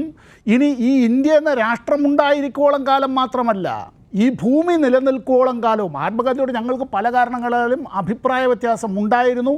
ഇപ്പോഴും അഭിപ്രായ വ്യത്യാസങ്ങൾ ഞങ്ങൾ പറയേണ്ടിടത്തും എഴുതേണ്ടിടത്തും പറയുകയും എഴുതുകയും ചെയ്യും. അതുകൊണ്ട് ഒരു കാരണവശാലും അദ്ദേഹത്തോടുള്ള ബഹുമാനത്തിൻ്റെ കുറവ് കൊണ്ടല്ല. നമ്മുടെ തൊട്ടപ്പുറത്ത് തമിഴ്നാട് സംസ്ഥാനം പെരിയോർ എന്നവർ വിളിക്കുന്ന EV രാമസ്വാമി നായ്ക്കർ, അദ്ദേഹത്തിൻ്റെ പ്രസംഗങ്ങളെല്ലാം തന്നെ വല്ലാത്ത ഈ ദ്രാവിഡരുടെ മേലുള്ള ഈ കടന്നുകയറ്റത്തെയും ഭാഷാപരമായിട്ടുള്ള അധിനിവേശത്തെയും, ഇന്ത്യയിലെ ഏറ്റവും പഴക്കം ചെന്ന ഏറ്റവും പാരമ്പര്യമുള്ള ഭാഷ എന്നത് തമിഴാണ്. 4000 വർഷത്തിനപ്പുറം പഴക്കമുള്ള അതിൻ്റെ ദിവ്യമായ ഉൽപ്പത്തിയെക്കുറിച്ചൊക്കെ തമിഴർ പറഞ്ഞ് അഭിമാനം കൊള്ളും, മത ചിന്തകൾക്കപ്പുറമായി. അപ്പോൾ EV രാമസ്വാമി നായ്ക്കർക്ക് എന്തായിക്കൂടായിരുന്നു അങ്ങനെയാണെങ്കിൽ തമിഴ്നാട്ടിൽ? അങ്ങനെ എന്തായില്ല എന്നുള്ളതല്ല. ശരിയാണ്, CPIM ഇന്ത്യയുടെ പ്രധാനമന്ത്രി പദം എന്തുകൊണ്ട് ഏറ്റെടുത്തില്ല എന്നൊരു ചോദ്യം വരും. മാത്രമല്ല, മൂപ്പനാരും ഇന്ത്യയുടെ പ്രധാനമന്ത്രിയാകണം എന്ന് ഒരു കാലത്ത് തീരുമാനിച്ചപ്പോഴും മൂപ്പനാർ ഏറ്റെടുത്തില്ല. ഇത്തരം കാര്യങ്ങൾ വെച്ചുകൊണ്ടല്ല നമ്മൾ ഈ രാഷ്ട്രത്തിലെ പ്രശ്നങ്ങൾ പരിഹരിക്കലിനെ സംബന്ധിച്ചുള്ളത്. ഇവിടെ ഇനി ഭരണഘടനാ ഭേദഗതിയുമായി ബന്ധപ്പെട്ട് ശ്രീ കൃഷ്ണദാസ് സൂചിപ്പിച്ചത്, അഡ്വക്കേറ്റ് കൃഷ്ണദാസ് സൂചിപ്പിച്ചതിലാണ് എങ്കിൽ ഞാനൊരു കാര്യം പറയട്ടെ. ഭരണഘടനയുടെ അടിസ്ഥാന ശിലകൾക്ക് ഭംഗമുണ്ടാക്കാൻ കഴിയില്ല. സുപ്രീം കോടതി തന്നെ പറഞ്ഞിട്ടുള്ളത്, നമ്മളെല്ലാം പഠിച്ചിട്ടുള്ളത്, നമ്മൾ പഠിപ്പിച്ചിട്ടുള്ളതുമായ ഒരു കാര്യവും the basic structure of the Indian constitution. ആ ബേസിക് സ്ട്രക്ചർ എന്ത് എന്നുള്ളതിനെ സംബന്ധിച്ച് കൃത്യമായി പറഞ്ഞില്ലെങ്കിലും ഓരോ കേസും അവിടെ ചെല്ലുമ്പോൾ അത് ജുഡീഷ്യൽ സ്ക്രൂട്ടണിക്കോ അല്ലെങ്കിൽ അത്തരത്തിൽ അവിടെ ചെല്ലുന്നത് ഈ ഒരു ജുഡീഷ്യൽ റിവ്യൂവിൻ്റെ ഭാഗമായോ ഒക്കെ എത്തുമ്പോഴാണ് സുപ്രീം കോടതി ഇക്കാര്യത്തിൽ ഇടപെടുന്നത്. അങ്ങനെ ഇടപെടുന്നതിൽ പലപ്പോഴും വരുമ്പോൾ എന്താണ്, ഒരു നിയമനിർമ്മാണ പ്രക്രിയയിൽ കൂടി നമ്മൾ പാസ്സാക്കി, നമ്മളെന്ന് ഞാനിപ്പോൾ ഉപയോഗിക്കുകയാണ്, കാരണം ആശയപരമായും ഈ കാര്യത്തിൽ രാഷ്ട്രീയമായും വിയോജിപ്പുള്ളൊരു കാര്യം, ഇലക്ട്രൽ ബോണ്ടിൻ്റെ കാര്യം തന്നെയാണ് പറയുന്നത്. ഈ രാഷ്ട്രത്തിൻ്റെ പാർലമെൻറ്റ് പാസ്സാക്കിയതാണല്ലോ, അതുകൊണ്ട് അതിന് നിയമപരമായ സാങ്കത്യമുണ്ട് എന്നാണ് BJP പറഞ്ഞത്. സുപ്രീം കോടതി അത് ഭരണഘടനാ വിരുദ്ധമാണെന്ന് പറഞ്ഞു. ഭരണഘടനാ വിരുദ്ധം എന്ന് പറഞ്ഞാൽ അതിനപ്പുറം വേറൊന്നും പറയാനില്ല. ഇല്ലീഗലാണെന്നോ അൺലോഫുൾ ആണെന്നോ ഉള്ളതുപോലെയല്ല, അതിനപ്പുറമായിട്ടുള്ളൊരു കാര്യമാണ്. അപ്പോൾ ഇവിടെ ഇത്തരത്തിലുള്ള വിഷയങ്ങളിലേക്ക് നമ്മൾ വരുമ്പോൾ ഇടതുപക്ഷത്തിൻ്റെ ഇടപെടൽ എന്നുള്ളത്, ഇപ്പോൾ കർഷക പ്രക്ഷോഭത്തെക്കുറിച്ച് നിങ്ങൾ പറയുന്നു. ഇന്ത്യയിൽ സമീപകാലത്തെ കർഷക പ്രക്ഷോഭങ്ങളുടെ തുടക്കം കുറിക്കുന്നത് നാസിക്കിൽ നിന്ന് 10,000 പേര് പോലും ഇല്ലാതിരുന്നതായിട്ടുള്ള ഒരു മാർച്ചാണ്, ലോങ് മാർച്ചാണ്. ആ ലോങ് മാർച്ച് അവസാനിക്കുമ്പോൾ, അത് മുംബൈയിൽ കൂടിയെല്ലാം കടന്നു വരുമ്പോൾ അവർ അന്ന് വരെ കണ്ടിട്ടില്ലാത്തതായിട്ടുള്ള ഇത്തരത്തിൽ കുറേ മനുഷ്യർ, ഇവരാണല്ലോ ഞങ്ങൾക്ക് അന്നം മൂട്ടുന്നത് എന്നുള്ളത്, അവർ നൽകിയിട്ടുള്ള സഹായം, മറ്റു കാര്യങ്ങൾ, ഇതെല്ലാം പൊളിറ്റിക്കലൈസ് ചെയ്തു, ഇതെല്ലാം രാഷ്ട്രീയമായി നിങ്ങൾക്ക് ഫലമാക്കി മാറ്റാൻ കഴിഞ്ഞു എന്നുള്ളത് മറ്റൊരു ചോദ്യമാണ്. പക്ഷേ ആ ലോങ് മാർച്ചിൽ അവസാനം 1,00,000-ലധികം പേര് പങ്കെടുക്കുകയും വ്യത്യസ്ത രാഷ്ട്രീയ പാർട്ടികളിലുള്ള നേതാക്കളടക്കം അഭിസംബോധന ചെയ്യാനായി എത്തുകയും ഐക്യദാർഢ്യം പ്രകടിപ്പിക്കുകയും അവിടുത്തെ ഫദ്നാവിസ് ഗവൺമെൻറ് അവരുമായി കരാറൊപ്പിടേണ്ടതായിട്ടുള്ള, പിന്നീട് നടപ്പാക്കില്ല, അതുകൊണ്ട് വീണ്ടും പ്രക്ഷോഭരംഗത്തേക്ക് വരേണ്ടി വന്നു വന്നിട്ടൊരു കാര്യം. ഇതിൽ നിന്ന് കൊളുത്തിയൊരു ദീപശിഖയുണ്ടല്ലോ, അതിൻ്റെ ഊർജ്ജമുണ്ടല്ലോ, അത് പിന്നീട് ഇന്ത്യയിൽ ഒരു വലിയ കർഷക പ്രക്ഷോഭമായി അത് മാറുകയാണ്. ഇത്തരം കാര്യങ്ങളിൽ ഇടതുപക്ഷം മുന്നോട്ട് വെച്ചത്, ഞാൻ ഒരു മിനിറ്റ് കൂടി എടുത്ത് ഞാൻ പറഞ്ഞോട്ടെ. ലോക്സഭയിൽ ഈ നമ്മളിപ്പോൾ ഈ നമുക്കെല്ലാം ബാങ്ക് അക്കൗണ്ട് ഉണ്ട് എല്ലാവരും ബാങ്ക് അക്കൗണ്ട് വേണം, ബാങ്ക് അക്കൗണ്ടുകളെല്ലാം 15 ലക്ഷം രൂപ എത്തിക്കുമെന്നൊക്കെ ഒരു വാഗ്ദാനമല്ല ഇപ്പോഴും അങ്ങനെ ഉണ്ടല്ലോ അന്തരീക്ഷത്തിൽ. ഈ മിനിമം ബാലൻസ് ഇല്ലാത്തതിൻ്റെ പേരിൽ നമ്മുടെ രാജ്യത്തെ ബാങ്കുകൾ വെറും 3 കൊല്ലക്കാലം കൊണ്ട് നാട്ടിലെ ജനങ്ങളിൽ നിന്ന് കൊള്ളയടിച്ചത് 4989.55 കോടി രൂപ എന്ന് ലോക്സഭയിൽ തന്നെ മറുപടി നൽകിയത് CPIM-ൻ്റെ പാർലമെൻറ്റ് അംഗമായിരുന്ന എൻ്റെ ചോദ്യവും ഇടപെടലിനും തുടർന്നാണ്. പാർലമെൻ്ററി രേഖകളിൽ നിന്നുള്ളതും പത്രങ്ങളിൽ അച്ചടിച്ചു വന്നതുമായ ഒരു 4989.55 കോടി രൂപ മിനിമം ബാലൻസ് ഇല്ലാത്തതിൻ്റെ പേരിൽ ഈ നാട്ടിലെ സാധാരണക്കാരും പാവപ്പെട്ടവരും പെൻഷൻകാരും ഉൾപ്പെടെയുള്ളവരിൽ നിന്ന് ബാങ്കുകൾ കൊള്ളയടിച്ചു എന്ന് പറയണ്ടേ? തീരുന്നില്ല. ഒരു കാര്യം കൂടി, ഒരു പട്ടാള ക്യാമ്പ് ഔറംഗാബാദിനടുത്താണ്, സ്ഥലവും ഞാൻ പറയാം. ഒരു പാർലമെൻ്ററി സമിതിയുടെ ഭാഗമായി ഞാനങ്ങനെ പങ്കെടുക്കുന്ന സമയത്ത് അവിടെ ഒരു വലിയൊരു ഹോർഡിങ്ങാണ്. ഇന്ത്യയിലെ ഒരു പ്രമുഖ ദേശസാൽകൃത ബാങ്കിൻ്റെ, പൊതുമേഖലാ ബാങ്കിൻ്റെ US മറീൻസിൻ്റെ പടവും കാണിച്ചിട്ട് salute to the saviours of our nation എന്നാണ് എഴുതി വെച്ചിട്ടുള്ളത്. നമ്മുടെ രാഷ്ട്രത്തിൻ്റെ സംരക്ഷകർക്ക് സല്യൂട്ട് എന്നാണ് എഴുതി വെച്ചിട്ടുള്ളത്. നമ്മൾ ഈ രാഷ്ട്രത്തെക്കുറിച്ചെല്ലാം അഭിമാനിക്കുമ്പോൾ നമ്മുടെ ഈ സൈനികരായി ജോലി ചെയ്യുന്നവരോടുള്ള ആദരവും ബഹുമാനവും എല്ലാം വെച്ച് പുലർത്തുമ്പോൾ അമേരിക്കൻ മറീൻസ് അവരെവിടെയോ അധിനിവേശം നടത്താൻ പോയപ്പോൾ അവരുടേതായിട്ടുള്ള ആ US മറീൻസിൻ്റെ ഈ സ്റ്റാറും സ്ട്രൈപ്സും എല്ലാം ഇങ്ങനെ പെട്ടെന്ന് കാണുമ്പോഴാണ് എനിക്കിങ്ങനെ മനസ്സിൽ തോന്നുന്നത്. ഞാനതിൻ്റെ ചിത്രമെടുക്കുകയും പിന്നീട് ലോക്സഭയിൽ ഉന്നയിക്കുകയും ചെയ്തു. ഈ കാര്യത്തെ സംബന്ധിച്ച് അന്വേഷണത്തിന് പാർലമെൻറ്റ് തീരുമാനിച്ചു. ആ അന്വേഷണം നടന്നതിന് ശേഷം ആ പൊതുമേഖലാ ബാങ്ക് മാപ്പ് പറയേണ്ടതായിട്ട് വന്നു. ഞങ്ങൾ ഏൽപ്പിച്ചതായിട്ടുള്ളൊരു കരാറുകാരന് പറ്റിയ തെറ്റാണ്, ഞങ്ങളതിൽ ഈ അപ്പോളജി അവർ ചോദിക്കുകയാണ്. ഇത് നമ്മുടെ ലോകത്തിലെ സൈനിക ശേഷിയിൽ 4ാമത് നിൽക്കുന്ന നമ്മുടെ രാഷ്ട്രത്തിലെ സ്വന്തം ജീവൻ പോലും ബലിയർപ്പിച്ചുകൊണ്ട് നമ്മുടെ ആകാശവും ഭൂമിയും നമ്മുടെ കടലും നമ്മുടെ ജലവുമെല്ലാം സംരക്ഷിക്കുന്ന ആ ഒരു സൈന്യത്തിൻ്റെ, ഞാനിത് പറഞ്ഞത് ഞാനിങ്ങനെ ചെയ്ത ഒരു കാര്യത്തെ ഇത് ഇങ്ങനെ നിരവധി ആളുകൾ, ഇടതുപക്ഷത്തിൻ്റേതായിട്ടുള്ള ആളുകൾ, അവർ കണ്ണും കാതും കൂർപ്പിച്ചിരുന്ന ഇക്കാര്യത്തിൽ അവർ അത്തരത്തിലൊരു കൃത്യമായി ഈ പാർലമെൻ്ററി നടപടിക്രമങ്ങളിൽ ഇടപെടുന്നത്. ഞാൻ ചോദിക്കട്ടെ, വർക്കല രാധാകൃഷ്ണൻ അദ്ദേഹം നടത്തിയിട്ടുള്ള ഇടപെടലുകൾ പാർലമെൻറ്റിൽ ആരാണ് മറക്കുക? നിയമനിർമ്മാണ പ്രക്രിയകളിലും മറ്റുമൊക്കെ അദ്ദേഹം ലോക്സഭയിൽ അല്ലെങ്കിൽ സെൻട്രൽ ഹാളിൽ ഒക്കെ ഇരിക്കുന്ന സമയത്ത് അദ്ദേഹത്തെ കാണുമ്പോൾ ഈ മന്ത്രിമാർ, യൂണിയൻ മന്ത്രിമാരും സഹമന്ത്രിമാരും അണ്ണൻ എന്ന് വിളിച്ച് എഴുന്നേറ്റ് നിൽക്കുന്ന ഒരു സ്ഥിതി ഉണ്ടായിരുന്നു. ഓരോന്നിൻ്റെയും അതിൻ്റെ ഭേദഗതിയായാലും അതിനകത്ത് ഒളിഞ്ഞിരിക്കുന്ന അതിൻ്റെ കള്ളികളായിരുന്നാലും അത് വെളിച്ചത്ത് കൊണ്ടുവരാൻ അദ്ദേഹം നടത്തിയിട്ടുള്ള ഇടപെടലുകൾ. ഇടതുപക്ഷത്തിൻ്റെ അംഗസംഖ്യ കുറയ്ക്കണം, ഇടതുപക്ഷത്തിൻ്റെ ശബ്ദത്തിൻ്റെ കരുത്ത് കുറയ്ക്കണം, ഇടതുപക്ഷത്തെ വകവരുത്തണം എന്നൊക്കെ ഉള്ളത് പലർക്കും വലിയ ആഗ്രഹങ്ങളുണ്ട്. അത് ഇന്ത്യയിൽ അത്തരത്തിലുള്ള ആ രാഷ്ട്രീയം കൈകാര്യം ചെയ്യുന്നവർക്കും അത് ഞാനിപ്പോൾ BJP അല്ലെങ്കിൽ കോൺഗ്രസിനെ മാത്രമായി പറയുന്നില്ല. ചുരുക്കെ ഞാൻ ഒറ്റ ഇത് കൂടി പറഞ്ഞുകൊണ്ട്, റോഹിംഗ്യൻ അഭയാർത്ഥികളുമായി ബന്ധപ്പെട്ട വിഷയം ലോക്സഭയിൽ ഞാനത് ഉന്നയിച്ചതിന് ശേഷം അങ്ങേറ്റത്തെ ആദരവോടുകൂടി ഞാൻ പറയുകയാണ്, ശ്രീമതി സുഷമ സ്വരാജ് അന്ന് വിദേശകാര്യമന്ത്രിയാണ്. ശ്രീമതി സുഷമ സ്വരാജ് അത് കേട്ടതിന് ശേഷം അപ്പോൾ തന്നെ എഴുന്നേറ്റ് നിന്ന് സഭയിൽ പ്രഖ്യാപനം നടത്തി. അവരുടെ പുനരധിവാസവുമായി ബന്ധപ്പെട്ട് ഇന്ത്യ ഗവൺമെൻറ് $1 മില്യൺ സഹായം ആദ്യ ഗഡുവായി പ്രഖ്യാപിക്കുകയാണ് എന്ന്. എന്നിട്ട് കത്തടക്കം തന്നു ഞങ്ങൾക്ക്. ഈ പെട്രോളിൻ്റെ വില നിയന്ത്രണം എടുത്തു കളഞ്ഞതിനെതിരായി 2ാം UPA സർക്കാരിൻ്റെ കാലത്ത് ഞങ്ങൾ ഇടതുപക്ഷം, ഞങ്ങൾ കുറച്ച് MPമാരേ ഉള്ളൂ, ഞങ്ങൾ അവിടെ സഭ സ്തംഭിപ്പിക്കുന്ന സ്ഥിതിയിലേക്ക് വരെ വന്നു. ഞങ്ങൾ അത്തരം കാര്യങ്ങൾ ചെയ്യുമ്പോൾ BJPയുടെ നേതാക്കളടക്കം ഞങ്ങൾ ചെയ്യുന്നത്, see the left, they are right, what they are doing we have to support them. ഇത് പറഞ്ഞത് BJP നേതാക്കളാണ്. അതേ BJP നേതാക്കൾ അടുത്ത അധികാരത്തിൽ വന്നു കഴിഞ്ഞപ്പോൾ ഡീസലിൻ്റെ വില നിയന്ത്രണം എടുത്തു കളഞ്ഞു. അന്നും ഞങ്ങൾ പ്രതിഷേധവുമായി വന്നു. പാർലമെൻറ്റിനകത്തും പുറത്തുമെല്ലാം പ്രതിഷേധമുണ്ടായി, പാർലമെൻറ്റ് സ്തംഭിക്കുന്ന സ്ഥിതി ഉണ്ടായി. അപ്പോൾ കോൺഗ്രസിൻ്റെ നേതാക്കൾ പല ആളുകളും പറഞ്ഞു, അതിൽ ചില ആളുകളൊക്കെ ഇപ്പോൾ BJPയിലാണ് എങ്കിൽ പോലും ഞാൻ പറയുകയാണ്, കൈ ഞങ്ങളുടെ മുഷ്ടി പിടിച്ച് ഇതിങ്ങനെ പൊക്കിയിട്ടാണ് ഓരോ സോളിഡാരിറ്റി ലാൽ സലാം എന്ന് പറഞ്ഞ നേതാക്കൾ പലരും ഉണ്ട് കോൺഗ്രസിൻ്റെ. ഇത്തരം കാര്യങ്ങൾ ഉന്നയിക്കാനായി ഇടതുപക്ഷം ഉണ്ടാവുക എന്നുള്ളത് വളരെ പ്രധാനപ്പെട്ടൊരു കാര്യമാണ്. ഇടതുപക്ഷത്തിൻ്റെ പ്രസക്തി നഷ്ടപ്പെടുന്നതല്ല. നമ്മുടെ എല്ലാം ഹൃദയം ഇടതുപക്ഷത്തിരിക്കോളം കാലം ഇടതുപക്ഷത്തിന് ഈ ദേശീയ രാഷ്ട്രീയത്തിലൊരു പ്രസക്തിയുണ്ട്. ആരൊക്കെ എങ്ങനെയെല്ലാം തള്ളിക്കളയാമെന്നും ചവിട്ടിമതിക്കാമെന്നും അതിനെ തൃണവൽഗണിക്കാമെന്നും വിചാരിച്ചിരുന്നാലും അത് അങ്ങനെ തന്നെ ഉണ്ടാവും. അത് കരുത്താർജിക്കണം, കരുത്താർജിച്ച് മുന്നോട്ട് കൊണ്ടുപോകണം. ഇന്ത്യയുടെ നിലനിൽപ്പിൽ ഇടതുപക്ഷ പ്രസ്ഥാനങ്ങൾക്കും ഇടതുപക്ഷ ആശയങ്ങൾക്കും വളരെ മുമ്പേ തന്നെ ഇതിലൊരു വലിയ പങ്കുണ്ട് എന്ന കാര്യം നമ്മൾ അത് കണ്ണടച്ചതുകൊണ്ട് അങ്ങനെ ഇരുട്ടാക്കാം എന്ന് തെറ്റിദ്ധരിക്കരുത്. ഇതേ എനിക്ക് പറയാനുള്ളൂ. അഡ്വക്കേറ്റ് കൃഷ്ണദാസ്, അല്പം മുമ്പ് ഈ മുദ്രാവാക്യത്തെക്കുറിച്ച് സംസാരിക്കുമ്പോൾ താങ്കൾ ചോദിച്ചത് ഇതാണല്ലോ ഇവിടുത്തെ ഏറ്റവും വലിയ പ്രശ്നം എന്ന തരത്തിലാണ്. ജയിച്ചു കഴിഞ്ഞാൽ സുൽത്താൻ ബത്തേരിയുടെ പേര് മാറ്റും എന്നൊരു NDAയുടെ സ്ഥാനാർത്ഥി പറയുമ്പോൾ അപ്പോൾ അതാണോ ഈ രാജ്യം ഇപ്പോൾ നേരിടുന്ന ഏറ്റവും വലിയ പ്രശ്നമെന്ന് തിരിച്ചും സ്വാഭാവികമായും ചോദിക്കാമല്ലോ.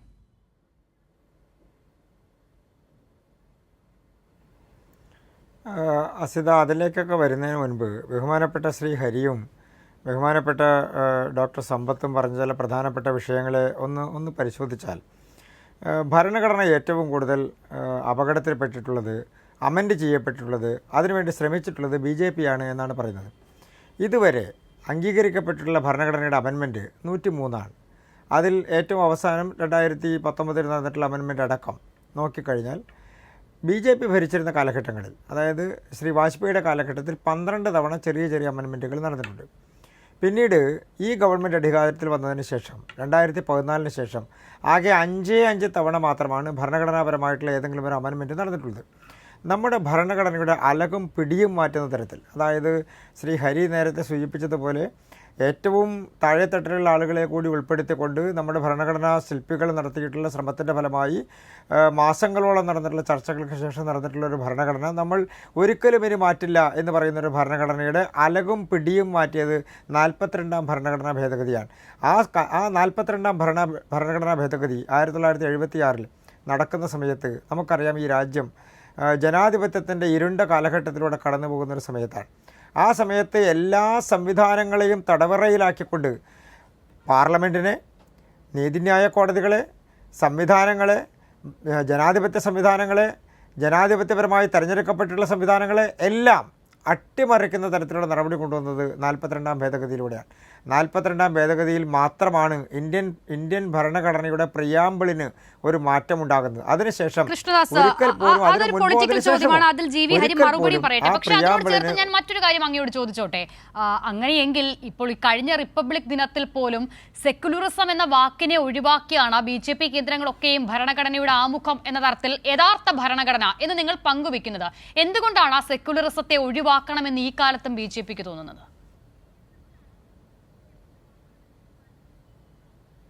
അത് സെക്യുലറിസത്തെ ഒഴിവാക്കണമെന്നുള്ളത് കൊണ്ടല്ല ആസിദ. അതിനെ തെറ്റിദ്ധരിക്കരുത്.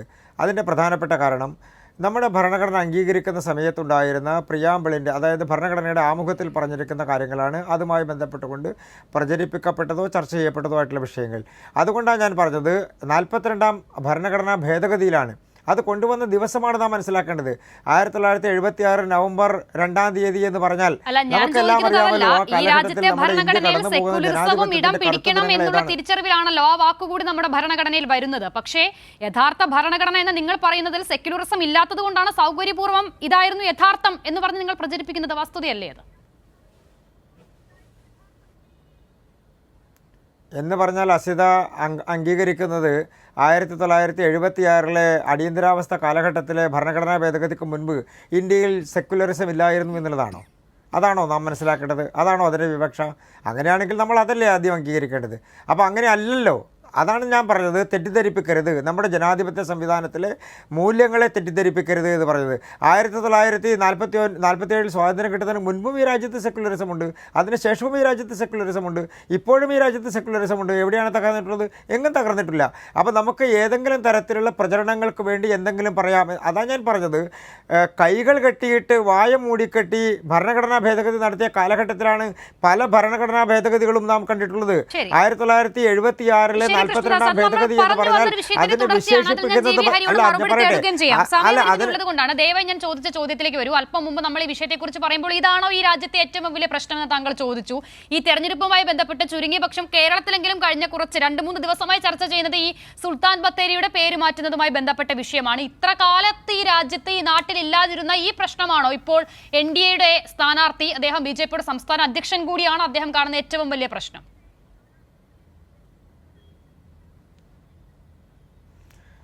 വയനാട്ടിൽ അത് മാത്രമല്ല, വയനാട്ടിൽ ദേശീയ പ്രശ്നങ്ങളും വയനാട്ടിൽ രാഷ്ട്രീയ പ്രശ്നങ്ങളും എല്ലാം BJP ഉയർത്തിയിട്ടുണ്ട്.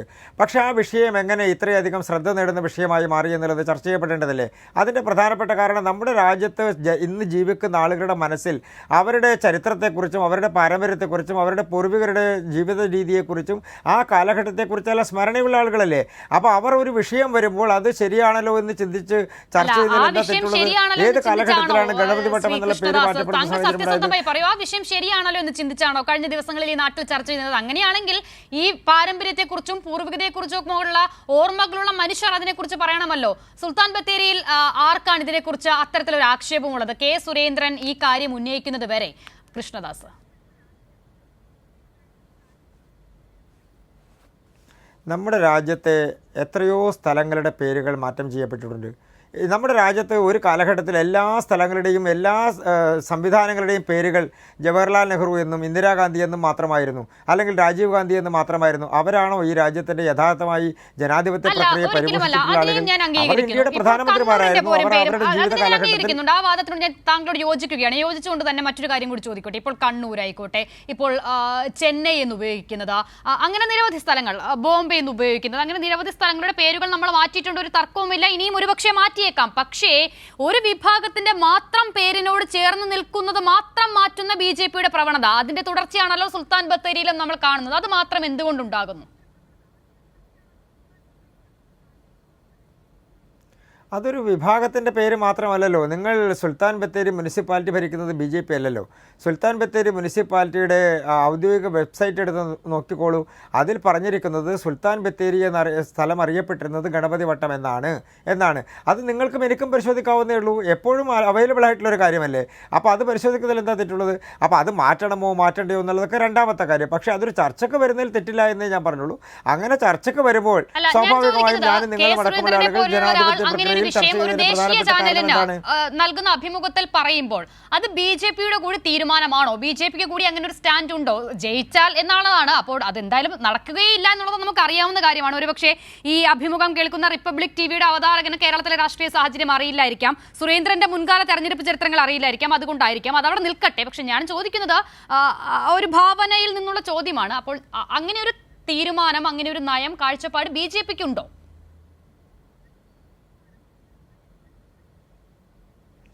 അല്ല, ഞാനതാ പറഞ്ഞത്. നമ്മുടെ രാജ്യത്തെ നിരവധി പ്രദേശങ്ങളുടെ പേരുകൾ, സ്ഥലങ്ങളുടെ പേരുകൾ നേരത്തെ ആശ്രിത സൂചിപ്പിച്ചതുപോലെ തന്നെ മാറ്റപ്പെട്ടിട്ടുണ്ട്. അത് മാറ്റുന്നതിൽ തെറ്റില്ല എന്നേ ഞാൻ പറഞ്ഞുള്ളൂ. മാറ്റണ്ട എന്ന് നിർബന്ധ ബുദ്ധിയുണ്ടോ? അങ്ങനെയില്ലല്ലോ. ഇപ്പോൾ ബഹുമാനപ്പെട്ട കേരളത്തിലെ മുഖ്യമന്ത്രി പറയുകയാണ് ഇടതുപക്ഷം ഉണ്ടെങ്കിലേ ഇന്ത്യയിൽ ജനാധിപത്യമുള്ളൂ എന്ന് പറഞ്ഞാൽ അതിലെന്തെങ്കിലും വാസ്തവമുണ്ടോ? ഇടതുപക്ഷം ഇല്ലെങ്കിലും ജനാധിപത്യമുണ്ട്. ഇടതുപക്ഷം ഉള്ളത് കൊണ്ട് മാത്രമല്ലല്ലോ ജനാധിപത്യമുള്ളത്.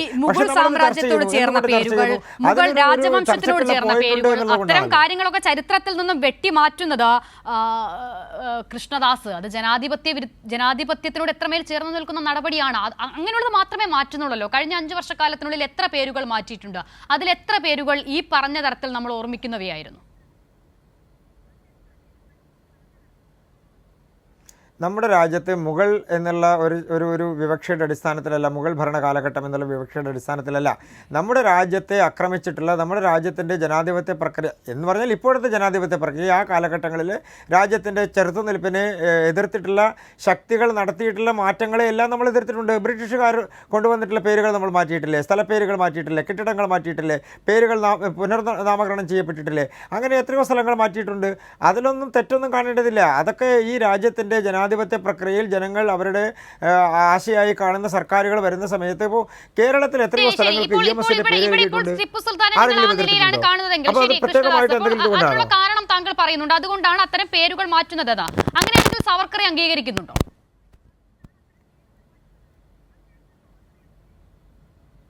സവർക്കറെ അംഗീകരിക്കുന്നതിൽ എന്താ തെറ്റുള്ളത്? സവർക്കർ ഇന്ത്യൻ സ്വാതന്ത്ര്യ സമര കാലഘട്ടത്തിലെ ഒരു വലിയ സ്വാതന്ത്ര്യ സമരത്തിൻ്റെ ഏടായിരുന്നു സവർക്കറും സുഭാഷ് ചന്ദ്രബോസും പോലെയുള്ള ധീരരായിട്ടുള്ള പോരാളികൾ. പഴശ്ശിരാജാവിനെ അംഗീകരിക്കുന്നില്ല എന്നാണോ ചിന്തിക്കുന്നത്? ബ്രിട്ടീഷുകാർക്കെതിരെ പോരാടിയിട്ടുള്ള അതുകൊണ്ടായിരിക്കുമല്ലോ ഇപ്പോൾ NCERTയുടെ പുസ്തകങ്ങളിൽ നിന്ന് ഗാന്ധിവാദം ഉൾപ്പെടെയുള്ള ഭാഗങ്ങൾ ഒഴിവാക്കേണ്ടി വരുന്നത്, അല്ലേ കൃഷ്ണദാസ്? അപ്പോൾ ആ നിലയിൽ ഒരുപക്ഷെ ഇനിയുള്ള തലമുറ സവർക്കറെ അങ്ങനെ പഠിക്കാം. പക്ഷേ ഇതുവരെയുള്ള തലമുറ അങ്ങനെ സവർക്കറെ പഠിച്ചിട്ടുണ്ട് എന്നുള്ളത് ഇപ്പോൾ താങ്കൾ പറയുന്നപ്പോഴാണ് ഞാൻ കേൾക്കുന്നത്. ഇന്ത്യൻ ജനാധിപത്യത്തെ, ഇന്ത്യൻ സ്വാതന്ത്ര്യ സമരത്തെ ഒറ്റുകൊടുത്ത സവർക്കർ എങ്ങനെയാണ് സുഭാഷ് ചന്ദ്രബോസിനോടൊപ്പം ചേർത്ത് പറയാൻ കൃഷ്ണദാസിന് സാധിക്കുന്നത്? അതായത് അസിത പഠിച്ച ചരിത്രവും ഞാൻ മനസ്സിലാക്കുന്ന ചരിത്രവും മറ്റ് പലരും മനസ്സിലാക്കുന്ന ചരിത്രവും തമ്മിൽ വ്യത്യാസമാണ്. അതൊരു വിഷയത്തിൻ്റെ പ്രശ്നമല്ല. ഇപ്പോൾ ഉദാഹരണത്തിന് ഇന്നത്തെ നമ്മുടെ ചർച്ചയുടെ വിഷയം എന്താ? ഇടതുണ്ടെങ്കിലേ നമ്മുടെ ഇന്ത്യ ഉള്ളൂ എന്നുള്ള വിഷയം സമ്പത്ത് മനസ്സിലാക്കുന്ന പോലെയോ അസിത മനസ്സിലാക്കുന്ന പോലെയോ അല്ല ഞാനും ഹരി മനസ്സിലാക്കുന്നത്.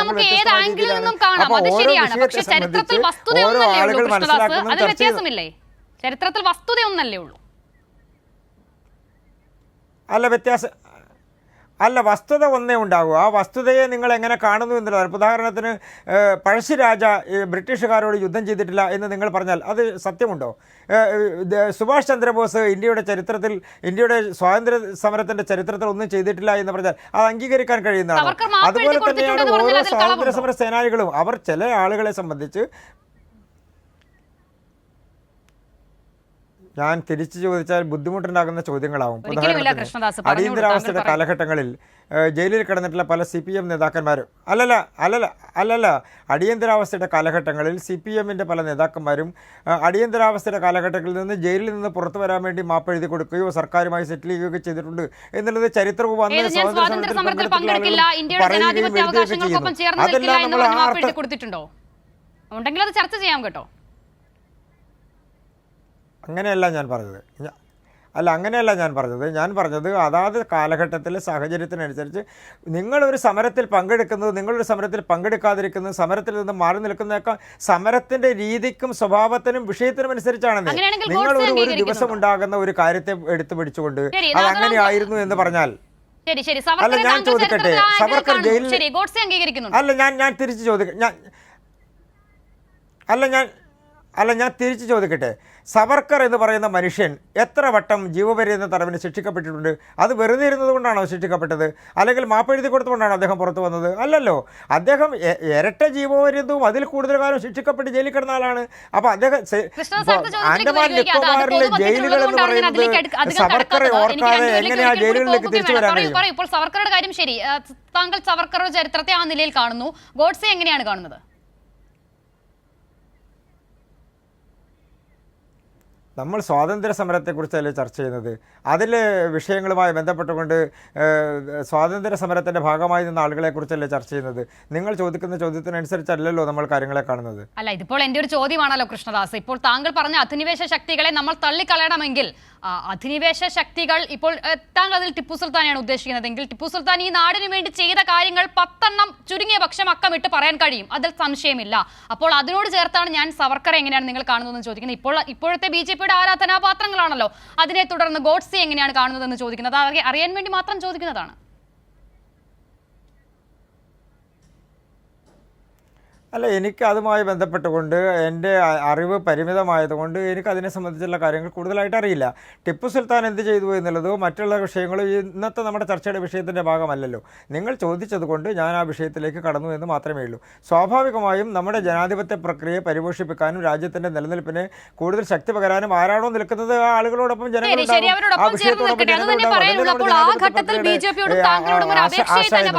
ഈ തരത്തിൽ നമ്മൾ ഇതുവരെ പഠിച്ചു വന്ന ചരിത്രം നമ്മുടെ നാട്ടിലെ കുട്ടികൾക്ക് ഇനിയും പഠിക്കാനുള്ള അവസരമെങ്കിലും ഒരുക്കുക, അതുപോലും നിഷേധിക്കുന്ന സാഹചര്യമാണല്ലോ ഇപ്പോൾ ഈ രാജ്യത്തുള്ളത്. GV ഹരി, കൃഷ്ണദാസ് പറഞ്ഞതിൽ പ്രധാനപ്പെട്ട ഒരു കാര്യം, ഈ രാജ്യത്ത് ഭരണഘടന ഭേദഗതി ചെയ്യപ്പെട്ടിട്ടുണ്ടെങ്കിൽ ഈ രാജ്യം ഏറ്റവും കറുത്ത ദിനങ്ങൾ ഇന്നും നമ്മൾ വിശേഷിപ്പിക്കുന്ന തരത്തിലേക്ക് പോയിട്ടുണ്ടെങ്കിൽ അത് കോൺഗ്രസിന്റെ കാലത്താണ് എന്നതാണ്.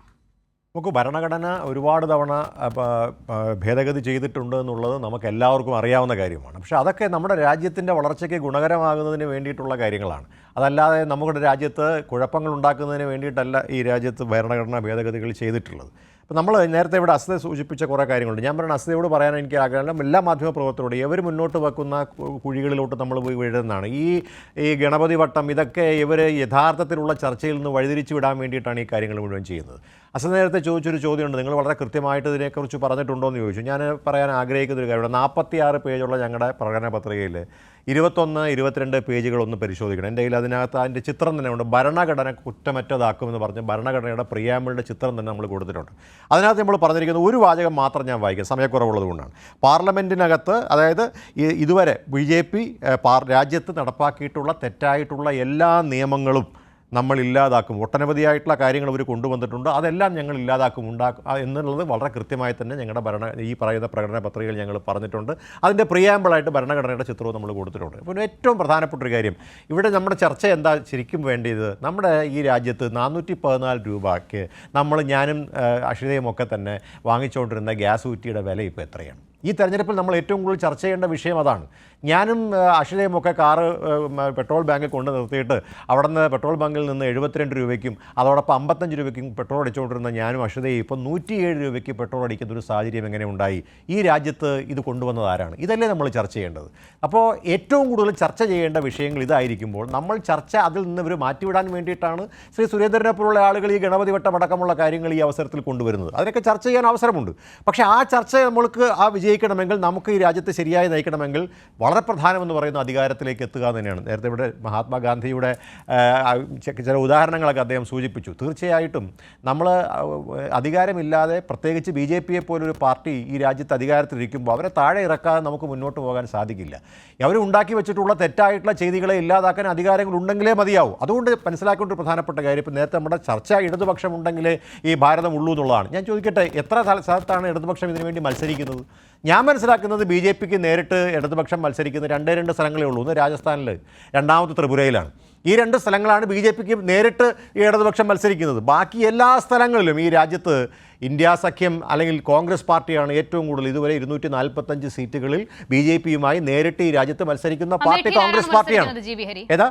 അമേഠിയിൽ ആരാണ് മത്സരിക്കുന്നത്? അല്ല, അമേഠിയിൽ മത്സരിക്കും. അത് പ്രഖ്യാപിച്ചില്ലല്ലോ. അതിൽ നമ്മളിപ്പോൾ 1ാം ഘട്ട തെരഞ്ഞെടുപ്പും 2ാം ഘട്ട തെരഞ്ഞെടുപ്പിൻ്റെയൊക്കെ ചർച്ച നടക്കുന്നില്ലേ ഉള്ളൂ. അതിൻ്റെ കാര്യങ്ങളൊക്കെ നടക്കുന്നില്ലേ ഉള്ളൂ. പേടിക്കണ്ട. താങ്കൾ പറഞ്ഞ തരത്തിൽ ഏറ്റവും വലിയ BJP പ്രതിരോധിക്കുന്ന ശക്തി അതായിരുന്നുവെങ്കിൽ ഒരു സംശയം വേണ്ട. ഇന്നത്തെ കോൺഗ്രസിന്റെ ഏറ്റവും പ്രബലനായ രാഹുൽ ഗാന്ധി തന്നെയാണ്. ഒരു സംശയം വേണ്ട എന്നുള്ളത് ചോദ്യം. ഒരു സംശയം വേണ്ട. അമേഠിയും താങ്കൾ കാത്തിരുന്നോളൂ. അമേഠിയിലും റായ്ബറേലിയിലും കോൺഗ്രസിന്റെ പ്രധാനപ്പെട്ട നേതാക്കന്മാർ തന്നെ മത്സരിക്കും. സംശയം വേണ്ട. അതിനകത്ത് പറയാൻ, അത് പ്രഖ്യാപിക്കാൻ ഞാനല്ല. പക്ഷേ ഞാൻ മനസ്സിലാക്കുന്നു 100% ഇവിടെ കേരളത്തിൻ്റെ ഈ തെരഞ്ഞെടുപ്പ് കൂടി കഴിയുമ്പോൾ സ്വാഭാവികമായി 2ാം ഘട്ടം, 3ാം ഘട്ടം, 4ാം ഘട്ടം, 7 ഘട്ടമായിട്ടാണ് തെരഞ്ഞെടുപ്പ് നടക്കുന്നത്. സ്വാഭാവികമായിട്ട് ഇനി സ്ഥാനാർത്ഥികളെ പ്രഖ്യാപിക്കാൻ സമയമുണ്ട് അവിടെ. അതുകൊണ്ട് അവിടെ മത്സരിക്കും. അതുകൊണ്ട് തന്നെയാണ്. അതുകൊണ്ട് അധികാരം നമുക്കുണ്ടാവണം. അധികാരമില്ലാതെ നമുക്ക് ജനാധിപത്യം, അല്ലെങ്കിൽ നമ്മൾ പറയുന്ന ഒരു ഈ രാജ്യത്ത് ജനാധിപത്യ രീതിയിലാണ് ഭരണം നടക്കുക, അല്ലെങ്കിൽ തെരഞ്ഞെടുപ്പുകൾ നടക്കുന്നത്. തെരഞ്ഞെടുപ്പിലൂടെയാണ് നമ്മൾ ഒരു സർക്കാരിനെ തിരഞ്ഞെടുക്കുന്നത്. അങ്ങനെയല്ലാതെ നമുക്ക് വരാൻ വേറെ വഴികളില്ല. അപ്പോൾ സ്വാഭാവികമായിട്ടും അവരെ നമുക്ക് പറയാം, ഇപ്പോൾ ഏറ്റവും രാജ്യം ഭരിച്ചുകൊണ്ടിരിക്കുന്ന BJP ചെയ്യുന്ന ചെയ്തികൾക്ക് എതിരായിട്ട് നമുക്ക് എന്തെങ്കിലും ചെയ്യണമെങ്കിൽ അവരെ ഇറക്കി വിടണം. അതിന് മത്സരം ആവശ്യമാണ്. ആ മത്സരം ഏറ്റവും കൂടുതൽ രാജ്യത്ത് കാഴ്ചവെക്കുന്നത് കോൺഗ്രസ് പാർട്ടിയാണ്, ഇടതുപക്ഷമല്ല. പക്ഷേ ശ്രീ GV ഹരി, അവിടെയുള്ള പ്രശ്നം ഇപ്പോൾ നമ്മൾ കണ്ട വർത്തമാനകാല രാഷ്ട്രീയ സാഹചര്യത്തിൽ കോൺഗ്രസിൽ നിന്നും മത്സരിച്ചു പോകുന്ന എത്ര പേർ അവിടെ തന്നെ ഉണ്ടാകുമെന്നുള്ളതാണ്. ഡോക്ടറെ സമ്പത്ത്, ആ ചോദ്യം ഞാൻ അങ്ങയിലേക്ക് വെച്ച് ചർച്ച വൈൻഡപ്പ് ചെയ്യുകയാണ്. ഒരുപക്ഷെ ഒരു തൂക്ക് സഭയാണ് വരുന്നത് എന്നിരിക്കട്ടെ, എന്താകും കോൺഗ്രസ് ചിഹ്നത്തിൽ തെരഞ്ഞെടുക്കപ്പെടുന്ന ആളുകളുടെ രാഷ്ട്രീയ ഭാവി? അതാ അവരാണ് തീരുമാനിക്കേണ്ടത്. ഈ ജനങ്ങൾ തിരഞ്ഞെടുത്ത് കഴിഞ്ഞാൽ, ഇതിപ്പോൾ BJP ചെയ്തുകൊണ്ടിരിക്കുന്ന ഒരു കാര്യമുണ്ട്, either go for poaching or for swallowing എന്നുള്ളത്. ഒന്നുകിൽ വേട്ടയാടി പിടിക്കുക, അതല്ലെങ്കിൽ വിഴുങ്ങുക എന്നുള്ളത്. അപ്പോൾ നമ്മൾ ഈ സ്വതന്ത്ര ഇന്ത്യയുടെ ചരിത്രത്തിൽ ഏറ്റവും കുറഞ്ഞത് ഒരു 1/2 ഡസൻ പേരെങ്കിലും ഏറ്റവും വലിയ ഒറ്റക്കക്ഷിയുടെ നേതാവല്ലാതെ ഇന്ത്യയിൽ പ്രധാനമന്ത്രിമാരായിട്ടുണ്ട്. അതിൽ ചെറിയ കാലം മാത്രമൊന്നുമല്ല. ഡോക്ടർ മൻമോഹൻ സിംഗ് പ്രധാനമന്ത്രിയാവുമ്പോഴും അദ്ദേഹം ഏറ്റവും വലിയ ഒറ്റകക്ഷിയുടെ നേതാവല്ല. ഒരു പൊതു മിനിമം പരിപാടിയുടെ അടിസ്ഥാനത്തിലാണ് ഇടതുപക്ഷം പിന്തുണ നൽകിയത്. അങ്ങനെയാണ് മഹാത്മാഗാന്ധി ദേശീയ ഗ്രാമീണ തൊഴിലുറപ്പ് പദ്ധതി, വിവരാവകാശ നിയമം, ഇത്തരം കാര്യങ്ങളെല്ലാം വരുന്നത്. അതുവരെ ഉണ്ടായില്ല. മറ്റൊന്ന്, നമ്മുടെ ഭരണഘടനയ്ക്ക് ഒരു കേടുപാടും ഉണ്ടാവില്ല എന്ന് BJPക്കാർ നമ്മളോട് പറയുമ്പോൾ അത് ഭരണഘടന ഞങ്ങൾ സംരക്ഷിക്കുന്നു അത്തരം കാര്യങ്ങളെ സംബന്ധിച്ച്. ശരിയാണ്. കാരണം ഈ കുറുക്കൻ പറയാറുണ്ട്, ഞാൻ കോഴിക്കൂടിന് ഒരു ഭംഗവും ഉണ്ടാക്കിയിട്ടില്ല, അതിൻ്റെ പട്ടികയും അതിൻ്റേതായിട്ടുള്ള കൂരയുമെല്ലാം അതുപോലെ തന്നെ ഇരിപ്പുണ്ട്. ആകെ അവിടെ ഭംഗമുണ്ടായിട്ടുള്ളത് കോഴികളുടെ എണ്ണത്തിനും അതിൻ്റെ മുട്ടയ്ക്കും കുറവേ വന്നിട്ടുള്ളൂ. ചെന്നായി പറയാറുണ്ട്, ഞാൻ അത്തരത്തിൽ ഏതെങ്കിലും ആട്ടിൻകൂട് പൊളിച്ചിട്ടില്ല, അതിനകത്തേക്ക് ഞാൻ കടന്നു കയറിയിട്ടില്ല, ഞാൻ അത്തരത്തിൽ എന്തെങ്കിലും അവിടെ അതിൻ്റെ കഴുക്കോലോ പട്ടികയോ അതിൻ്റെ വാതിലോ ഞാനൊന്നും പൊളിച്ചിട്ടില്ല എന്നുള്ളത്. ആകെ സംഭവിച്ചിട്ടുള്ളത് അവിടെ ആടുകളുടെയും കുഞ്ഞാടുകളുടെയും എണ്ണത്തിൽ മാത്രമാണ് കുറവ് സംഭവിച്ചിട്ടുള്ളത്. ഇതുപോലെയാണ് BJP പറയുക, ഭരണഘടന ഞങ്ങളുടെ കയ്യിൽ സുരക്ഷിതമാണ് എന്ന് പറയുമ്പോൾ ഭരണഘടനാ മൂല്യങ്ങളും ഭരണഘടനാ സത്തയുമാണ് അവിടെ വാസ്തവത്തിൽ കൊല ചെയ്യപ്പെടുന്നത്. ഭരണഘടന അങ്ങനെ തന്നെ ഉണ്ട് എന്നുള്ള നിലയിലേക്ക് പറയും. ഭരണഘടന ഭേദഗതിയുമായി ബന്ധപ്പെട്ട കാര്യങ്ങളാണ് എങ്കിൽ ശരിയായ കാര്യങ്ങൾക്ക് പലതും ഭേദഗതി ഓർമ്മയുണ്ടല്ലോ. പട്ടികജാതി പട്ടികവർഗ വിഭാഗങ്ങൾക്ക് ഭരണഘടനാപരമായി തന്നെ അത്തരത്തിൽ സംവരണാനുകൂല്യം നൽകുന്നതിന് 1ാം ഭരണഘടനാ ഭേദഗതി. മണ്ഡൽ കമ്മീഷൻ റിപ്പോർട്ട് വന്നതിന് ശേഷം സാമൂഹ്യനീതിയുടെ ഭാഗമായി അത്തരത്തിൽ മറ്റു പിന്നോക്ക വിഭാഗക്കാർക്ക് സംവരണ ആനുകൂല്യങ്ങൾ നൽകുന്ന ഭരണഘടനാ അവകാശമായി മാറ്റുകയാണ് ഭേദഗതി അത്തരത്തിൽ വരുന്നു. ഈ സംവരണ ഇതര വിഭാഗങ്ങൾ, എക്കണോമിക്കലി വീക്കർ സെക്ഷൻ എന്നുള്ളത്, അവർക്കടക്കം 10% സംവരണം നൽകുന്നതിന് ഭരണഘടനാ ഭേദഗതി ഞാൻ ഉൾപ്പെടെയുള്ളവർ എം പിമാരായിരുന്ന ആ ലോക്സഭയിൽ വെച്ചിട്ടാണ് 16ാം ലോക്സഭയുടെ അവസാന നാളുകളിൽ ആ ഭരണഘടനാ ഭേദഗതി. GST നിലവിൽ വരുന്നത് എങ്ങനെയാണ്? GST നിലവിൽ വരുന്നത് BJPയും കോൺഗ്രസും CPIഎമ്മും ഏതാണ്ട് എല്ലാവരും അത്തരത്തിൽ DMKയിൽ ചില അംഗങ്ങൾ മാത്രമാണ് വിയോജിപ്പ് രേഖപ്പെടുത്തിയത്. പക്ഷേ ആ പാർട്ടികൾ ഉൾപ്പെടെ ഭരണഘടനാ ഭേദഗതി കൂടി വന്നിട്ടാണ് അതിനോടൊപ്പം ഈ നിയമം അവിടെ വരുന്നത്. അപ്പോൾ ഇത്തരം കാര്യങ്ങളിൽ ഭരണഘടനാ ഭേദഗതി എന്തിനു വേണ്ടി എന്നുള്ളതാണ്. ഭരണഘടനാ ഭേദഗതി ഭരണഘടനയെ കരുത്താർജിപ്പിക്കാനും നമ്മുടെ ഈ പറയുന്ന നമ്മുടെ സോഷ്യൽ ഫാബ്രിക്കിനെയും നമ്മുടെ പൊളിറ്റിക്കൽ സ്ട്രക്ചറിനെയും കരുത്താർജിപ്പിക്കാനുമായി ചെയ്യുകയും ചെയ്യാം. അതിൻ്റെ കടക്കൽ കത്തിവെക്കുന്നതിന് വേണ്ടിയും അതിൻ്റെ സത്തയും അതിൻ്റെ ജീവനും ചോർത്തിക്കളയുന്നതിന് വേണ്ടിയും ചെയ്യാം. എന്തിനു വേണ്ടി എന്നതാണ് പ്രസക്തമായ ചോദ്യം. ഇവിടെയാണ് ഇടതുപക്ഷത്തിൻ്റെ പ്രസക്തി എന്നുള്ളത്. അതിനാണ് ഇടതുപക്ഷത്തിന് കരുത്ത് ലോക്സഭയിൽ ഈ തെരഞ്ഞെടുപ്പിൽ 18ാം ലോക്സഭയിൽ വർദ്ധിപ്പിക്കണമെന്നുള്ളത്. ലോകത്തിലെ ബഹുകക്ഷി ജനാധിപത്യ വ്യവസ്ഥയാണ്. അതാണ് ഇന്ത്യൻ ജനാധിപത്യത്തിൻ്റെ ബ്യൂട്ടി എന്നുള്ളത്. That's the beauty of the Indian democracy. ഒരു പൂന്തോട്ടത്തിൽ വ്യത്യസ്തങ്ങളായിട്ടുള്ള ചെടികൾ, പുഷ്പങ്ങൾ എല്ലാം ഉള്ളത്, അല്ലാതെ എല്ലാം ഒറ്റ പൂക്കൾ മാത്രമാണ്, ഒറ്റ ചെടികൾ മാത്രമാണെങ്കിൽ അതൊരിക്കലും ഒരു പൂന്തോട്ടമാകുന്നില്ല. തീർച്ചയായും ഡോക്ടർ എ സമ്പത്ത്, അവിടെയാണ് ഇടതുപക്ഷത്തിന്റെ പ്രസക്തി എന്നുള്ളതാണ് അദ്ദേഹം പറഞ്ഞ് അവസാനിപ്പിക്കുന്നത്. Doctor A Sampath, GV Hari, P Krishnadas, വളരെ നന്ദി ന്യൂസ് ആൻഡ് വ്യൂസിൽ സഹകരിച്ചതിന്.